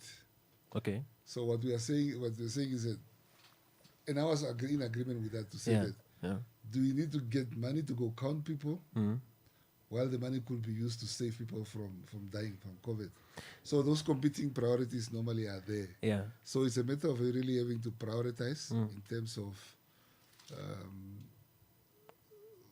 funding different priorities. Yeah. And I think the prioritization also comes in terms of some of the things the priority can be shifted forward and others can come. No, I want to ask you a question, especially looking at 2023 census, right? Yes. From where you are standing and also looking at colleagues in the industry, if you go, for example, at SANDC meeting or you go to even international meetings, from where you are standing, do you think making decision based on 2023 census can solve Namibian problems, or we are already late? Okay, let me just ask you a counter question. Yeah. Will you rather use 2023 census data or will you use 2011 census data? So the recency there. Yeah. So it's better to use the latest one, which is 2023. Yeah. It is a very good question. Yeah. But if you are a country like Norway, they can afford to do census every year because of the systems they have, population register. The setup of the country also is not like Namibia, where rural is maybe accessible rural. Yeah. Maybe people there have got access to roads, telephones, and so on. But census, why is also done every 10 years? Yeah. Is because it's a very complex project or exercise, and also very costly. There are countries amongst our neighbors who started off by having an act that says they want to do the census every 5 years. Yeah. It never happened. And the reason is because of what I've just said. Yeah. It's complex, it's also very costly. So you need also time to prepare for that. Now, the question that you asked, whether is it fine to use 2023? No, do you think? I wanted to say, do you think we can solve problems with 2023 information as we are speaking? The short answer is yes. Yeah. Because what I'm saying is that, first of all, it's better than using 10 years back data or more than 10 years, 2011. Yeah. And then also on top of that, what we normally do also is when we have now the census data, we also do population projections. So from those projections, every year you can update your plans. Yeah. And yes, because at the end of the day, if you want to do census every year, that those funds that you are using can actually be used to cater for other priorities. Yeah, yeah. As opposed now to try to have a perfect world of counting, are we really 3,022,401? Or are we 3,000,000.13 or something like that? Yeah, so, but what it gives you a picture of the population, especially with the projections that are coming up. You will definitely be able to use them for planning purposes. Yeah, let us look at the usage of statistics. Jim Debreck, if I'm not mistaken, yes. The Deputy Director for Statistics at IMF, yesterday he gave a very good presentation, especially at Statistics Awareness Day. One of the things that he stated is that public leaders or leaders must be able to use statistics, even if they are not sounding good, if I have to put it that way. Now, do you think there is something that we need to do, especially when it comes to data reporting or statistical communication? I'm saying this because I attend a lot of events, and it's not only Bank of Namibia, but other financial sectors too. But when you are listening to this presentation, even if the domestic economic growth did not grow above or within its target, the words are so good. You can only see that when you come back and you read between the lines to say no. I think we are not doing very well. Do you think there is something that we need to do to say, guys, we really need to work hard because numbers are not moving very well? We want to speak about diversification, but when I read the International Trade bulletin every time, we still have our top minerals which are still raw. And you're asking yourself a question to say, are we looking at the numbers or we are not communicating the number properly? Can we speak about data communication? Okay. Yeah. Maybe it's a good question. It's a good question. But maybe what I need to bring out also is that when we release data, and, I'm the one who's tasked to do that. The policy, the act says also that we need to release data impartially, everyone getting it at the same time. And from best practices is that the head of the institution is the one who releases data. So when we release the data, we need to be very much neutral as possible. Whether the economy grew by 1.7% like in 2025 or by 8%, exaggerating, I still need to have my emotions intact. I cannot show to be very much disappointed because maybe there's even a contraction in the economy, or when maybe there is a very high growth, to be excited or what have you. First of all, it could be short-lived. But not only that, is it it's almost like giving a commentary on maybe not commentary, but you now attaching emotions to the figures. Our job really is to bring out what is out there. Now, what is good for you is maybe not good for the other person, and what is bad for the other person maybe is not bad for you. So we are not really judging. We give information to say this is the lowest growth maybe in the last 5 years or something like that. But other than that, it's not really a job to say. For a typical example, the economy declined by -8% during COVID. So it's not really for me to be out there. It's like, wow, look at this, or ish, or no. It's really for everybody to know what we need to do. We need to educate people. For example, we can say this is the biggest negative growth ever in the country, and we explain that COVID had to play a role and so on. Now, to go back to in terms of how well the states are or how bad they are, I think it's really what I've also explained yesterday in the seminar, to say that we need to look at statistics more like a guiding tool. For example, if you have a child in school, if a child passes well, 80%, 90%, you don't want to leave it there also. You want to encourage a child to either maintain the score or to improve. But most of people need to maintain, because if they go down, then it's also not good. It's the same when the child has failed. You need to encourage, and you need to concentrate to say, if I need study guides, which area, and all these kind of things. So the emotions of statistics, that is really what I needed to say. Now, in some people because I gave an example of not only the central bank, but can I call you a custodian of Namibian statistics, if I have to put it that way. But if you are sitting out there and you are listening to a monetary policy statement, you can read between the lines because you deal with numbers. But for an ordinary person to say, I think the economy will maybe come tomorrow, things maybe will come. Because the way even there, I do not know, because what we want to see is that is this message really being heard with agency? So that if you say you need fundings of getting out where the numbers are and how to make statistical decision, maybe politicians can hear. But are they listening to the data? Because a decision made on data can improve the next, whether you have external factor or not, a decision made based on data can always improve the outcome. In most cases, the outcome of what happened. But if we are just moving from 5 to 4 to 3, we're asking a question to say, is a communication a problem, or there is no agency in that communication? That's what I wanted to say.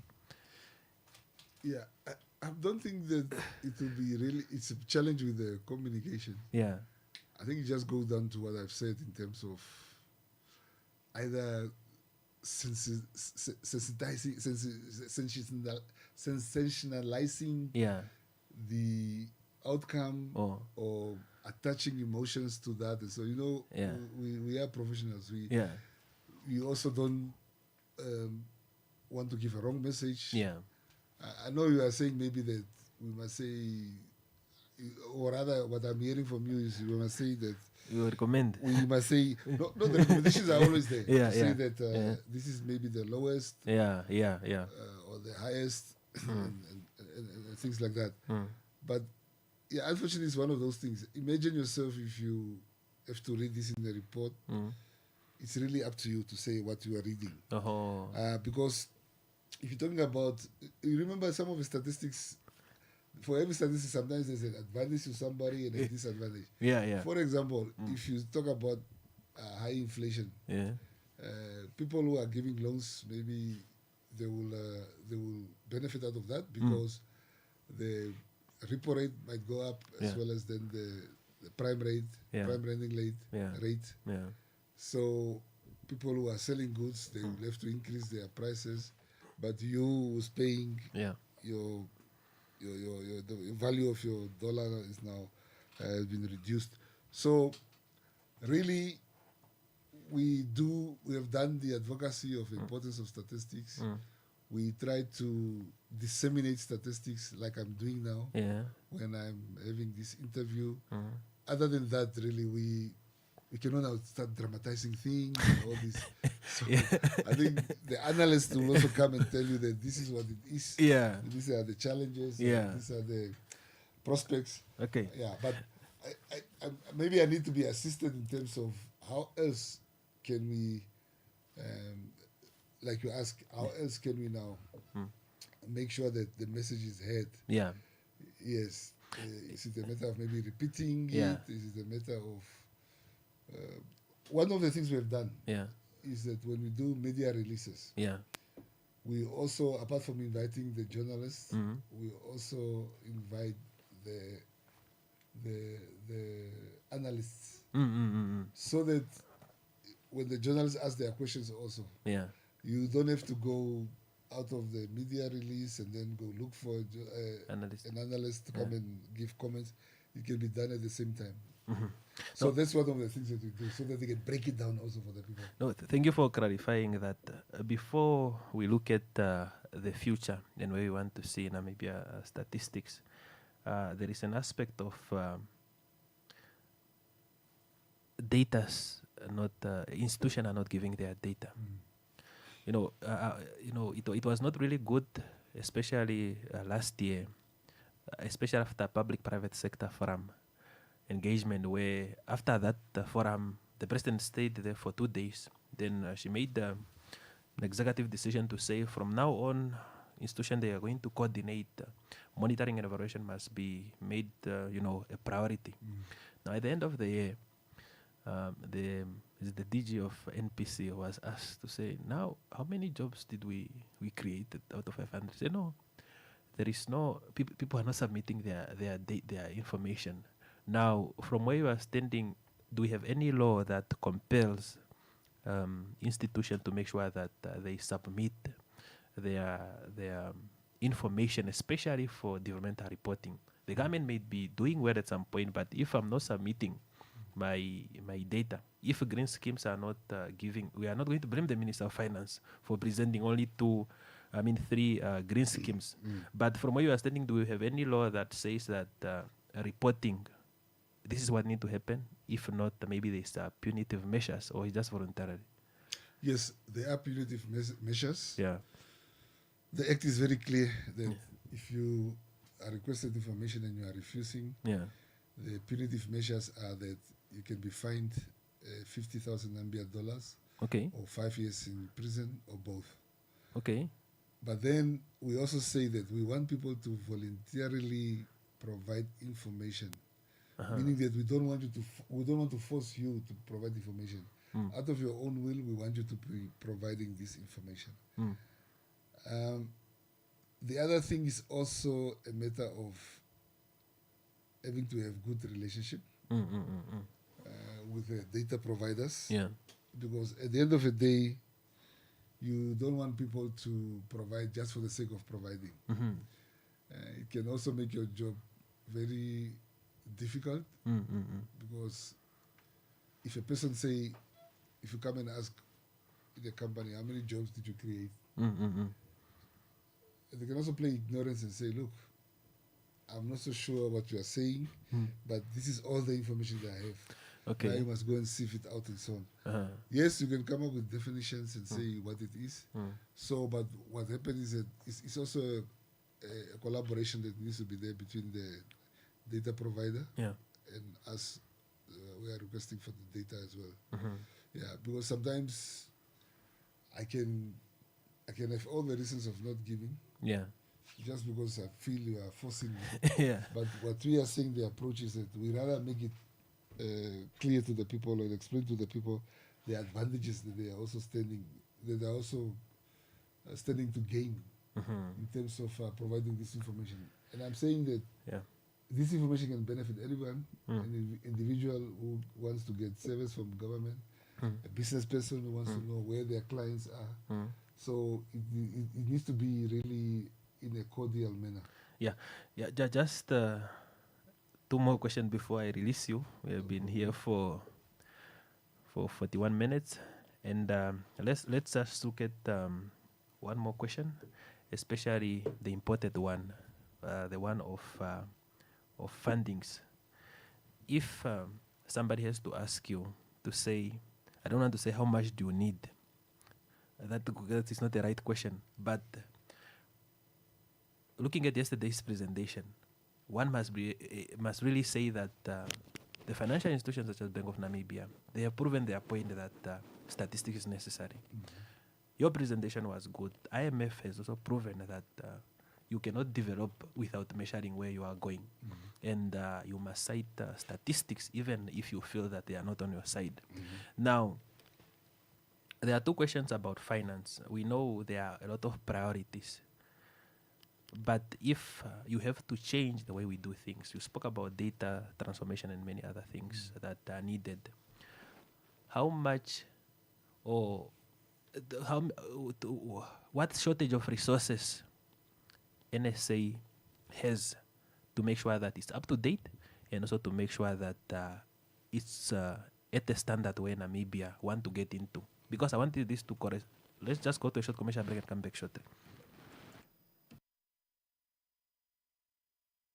Do you need toiletries and household cleaners? You won't get it cheaper than at USave up to the 7th of June. Get two 50mm jars of Vaseline for only 25 Namibian dollars. Smell fresh with Playboy Roll-On deodorant for just 18.99 Namibian dollars. Get 2 kilograms of Surf's hand washing powder for just 49.99 Namibian dollars. Get 750 milliliter Sunlight dishwashing liquid for 28.99 Namibian dollars. And get 2 boxes of Cares Maxi sanitary pads for only 12.99 Namibian dollars. USave, where else? My friend, why do you seem so worried? Ace, I'm planning an event for next weekend, and I don't know how to best get people to hear about it.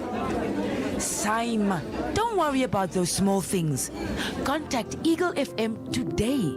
Eagle FM has a dedicated team that can travel anywhere countrywide to broadcast live at any event, such as a promotion, organizational launch, anniversary, wedding, funeral, political or traditional and church events, and basically any event that you wish to broadcast on a national level. Call them now and talk to Monica at 081-270-3727 or the office number 083-288-400. Eagle FM, the eye. Yeah, we are moving forward with On The Radar News Bulletin. As I indicated today, we are with SG of Namibia Statistics Agency.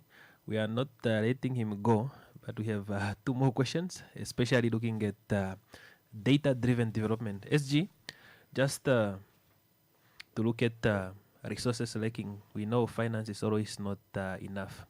But reading between the lines from yesterday's presentation, where I was standing, I see that these institutions, they need help. Just looking at how things are. But from where you are standing, how much or what other resources that are needed to perfect and transform Namibia statistics, and maybe what the modern things that we need to do to accelerate, up-to-date and accurate information, because we are moving in the world of AI and robotics. But when you say 2023, a lot of things have changed. We have a lot of our sisters from Angola and the brothers are in the street. You don't even know how many we are in Namibia now.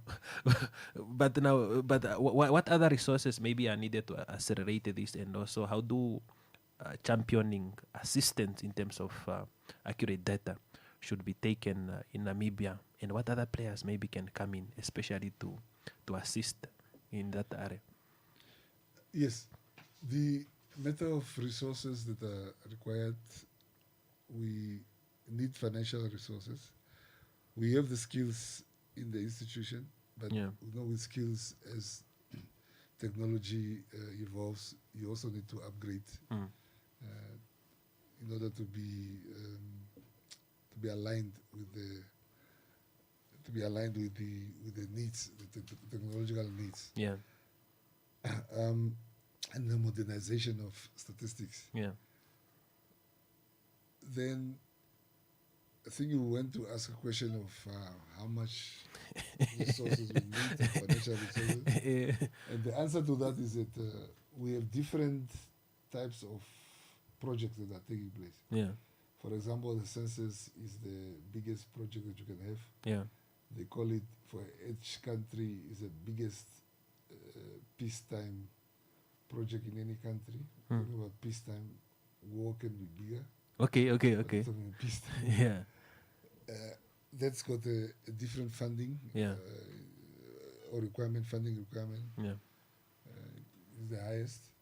Then you find some national surveys that are also need higher budget. We're talking about whether it's a labor force survey, whether it's demographic and health survey, which is now currently to be done by the Ministry of Health with our assistance, of course. We talk about agricultural census that needs to be done also.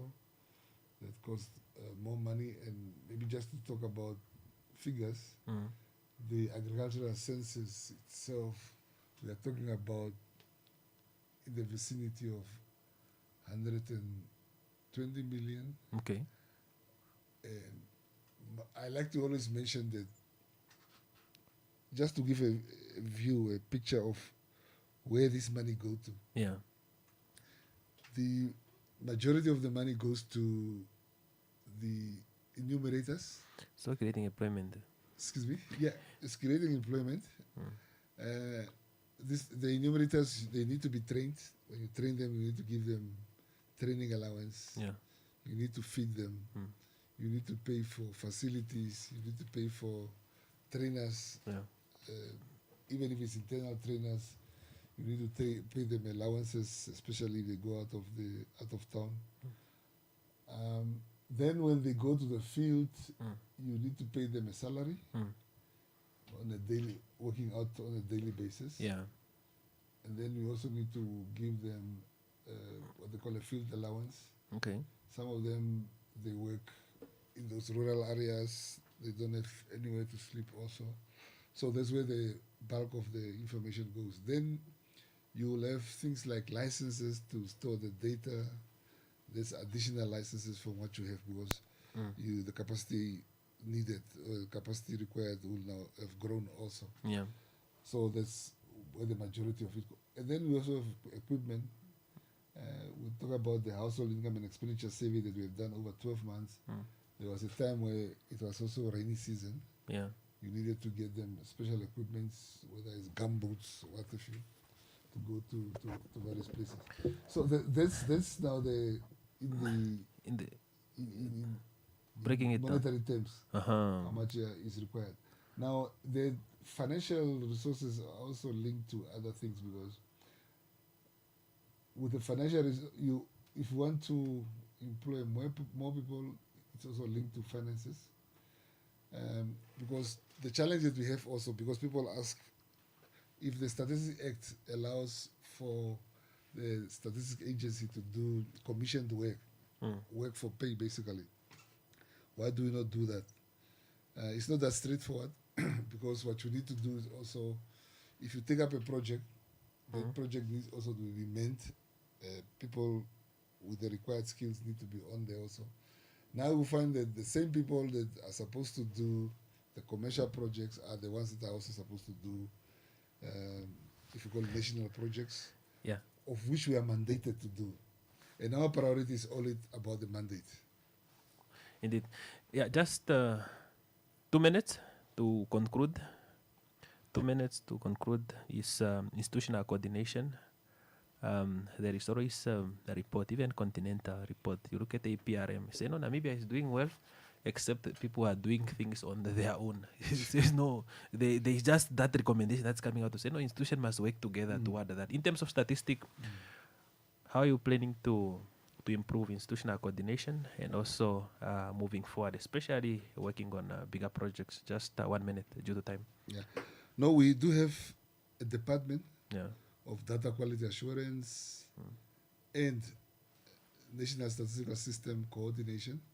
It's for that coordination aspect where we engage the other data collectors also, because it's not only the Namibia Statistics Agency that collects data. So, and how we coordinate this, we even ask people at the beginning of the year, beginning of the financial year, to say, before we enter the financial year, to find out what are the surveys that they are planning to do. And that coordination is important because you can also save funds or be more efficient if you bring together 2 or more institutions that want to do a survey. It can be multi-topic survey. It can be on, for example, health, education, and something else. Then we can say, you send out maybe the same team that can go out, and then you can save on significantly on some of the costs that are out there. So yes, we have what we call a national statistical system, the NSS, which are all the producers of statistics, all the users of statistics, academia, researchers. That NSS is very important because it also avoids duplication, because you don't want to have somebody doing almost the same thing with the other one in the same region. And we try to keep them always engaged.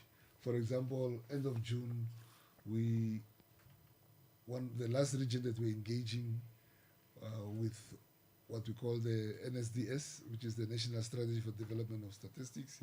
It was Commerce. We engage them so that, and we also look at their capacity in terms of collecting data, storing data, processing data. Also, by doing that, we also look at things like what equipment do they have? Do we have the right equipment? We don't want a person processing data, but maybe a simple data set, not simple, but a small data set. It might take a person half an hour, while it needs to be processed faster. So that coordination is definitely there. It just needs to be strengthened. Yes, SG, thank you very much for your time, and thank you for joining us, and also to clarify, and especially the necessity of funding, statistics, and also data-driven development. You did the justice, and we'll continue to call you, especially to look at the numbers, and we are waiting for International Trade Bulletin. That one, we don't miss it, and also many other statistical report. But thank you for joining us, and also thank you for taking your time. Thank you too. All right. Okay.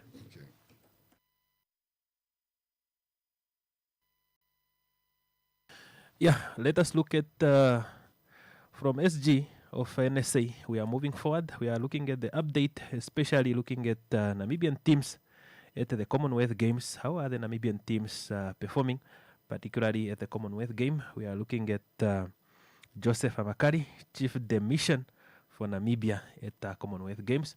Then we'll be able to conclude. Well, the overall atmosphere of Team Namibia here in Glasgow, Scotland, at the Commonwealth Youth Games, the atmosphere is just superb. It's superb is all I can say. And this one, I think the results and the performance speak for itself. You have seen so many Namibian records have been broken, more especially at the swimming. We have seen our artistic gymnastic team, what they have done. These girls have put up a tremendous show, and now we have our boxers as well. Try again, Develo. You have seen what he has done. We have Philip Hauseb. These boys are doing great. Sadly, two of our boxers, that is Petrus Kotze and Gebhard Ipinge, they have lost their competitions.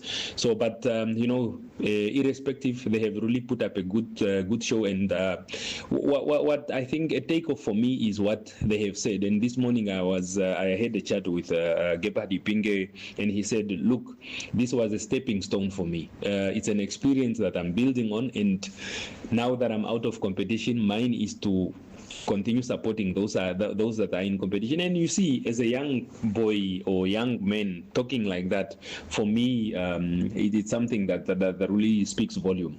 So we are yet to see Misha Ares, our girl child in boxing, to see what she is going to do. The likes of our own very Ananias Shikongo with his guide, Evan Shiviu, they are still in competition. We have Lionel Coutier, who is also still in competition. And we are just, I think the Namibian nation should just rally behind the team. It's just wonderful. It's a wonderful experience for our athletes. And I think as also sport leaders, we need to ensure that we continue supporting these athletes so that then they participate at these type of levels. Because, we have quite a large number of them that it's for the first time they are competing at this level. And really what they have done, I'm so proud. I'm so proud, and I just want really to thank the Namibians at back home for the support.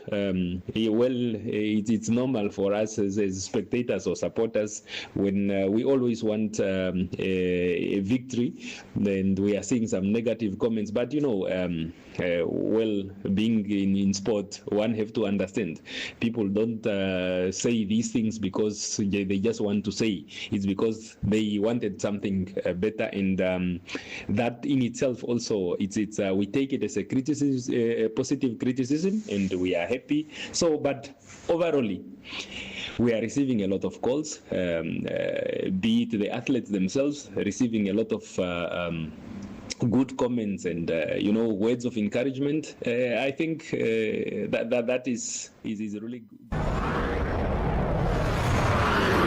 Efiloshisho utalikulandulako na vewayuka ekwashilipaleko lomalwendo paiwano kupitila mo NHP oatupateleko mesho ekwashilipaleko lafika mafio $1 emiliona omulongo da Namibia moshilyo shetu keshe kuyanja omakwafo unamiti enashana efiloshisho lopaulumo mumbu kwavo velipo nje yoshilongo shilyo shitopolwasho ijo yetu tashiningwa inapawedwa nando ishoshela yasha opo umone yakulo lo police moule o minute editionaelela lishangifako nhp.com.na omanga ino ya morwendo ponje yoshilongo emango no malandula fano ododino kulandurwa NHP, rooted in care for you. Your health, your life, your peace of mind. NHP, we're about you. I think that is really good, and we are also happy that Her Excellency the President Netumbo Nandi-Ndaitwah also reached out to the team, and she has also encouraged the athletes to continue doing what they are doing. Them reaching at this level, it's in itself it's an achievement, and we just really need to celebrate that. So we will see how others will perform, and we will continue supporting them. Thank you so much. Yeah, that was an update from Joseph Amakali, Chief de Mission at Commonwealth Games, 2023-2026 Commonwealth Games taking place at Glasgow in Scotland from 23 July to the 2nd of August. And also to give us update to say Namibian teams are performing well, and there are also those who need our support. And just continue looking at the updates, but also to look at athletes and para-athletes. You have a lot of team. You have a team, and the athletes all together, they are 23. You also have Ananias Shikongo is there. You have even Jiuji.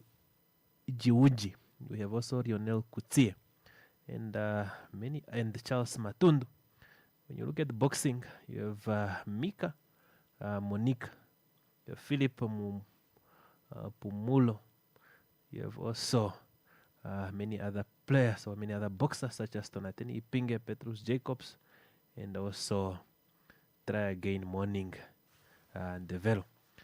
And also have gymnastics and bowls and also swimming. But what is indicated that Namibia is also playing a role at Commonwealth game that is happening in Scotland, and we are expecting goals to come and also to have a brilliant performance. From me, David Shombe, this will bring us to the end of On The Radar News Bulletin. Bye-bye for now. See you around. I'll leave you in the good hands of Penyambeko Jonas from Mandangwa to look at Omundana Dengue. Bye-bye and see you around. Lipuranengeno wapumbwa eva tere ulikoni maondo tuto ingida ashike kapeno nweku dite opoye ekukulile oshafafana nongeshe faili meholamo ihoetike kovano ile koshiwana onongeshe fa yapumbwa kukaraya kovano okupitiramo Eagle FM otuna evitoda njuka okukwetera oipindi konu kondade now nuneudo o Ace, I am planning an event for next weekend, and I don't know how to best get people to hear about it. Saima, don't worry about those small things. Contact Eagle FM today. Eagle FM has a dedicated team that can travel anywhere countrywide to broadcast live at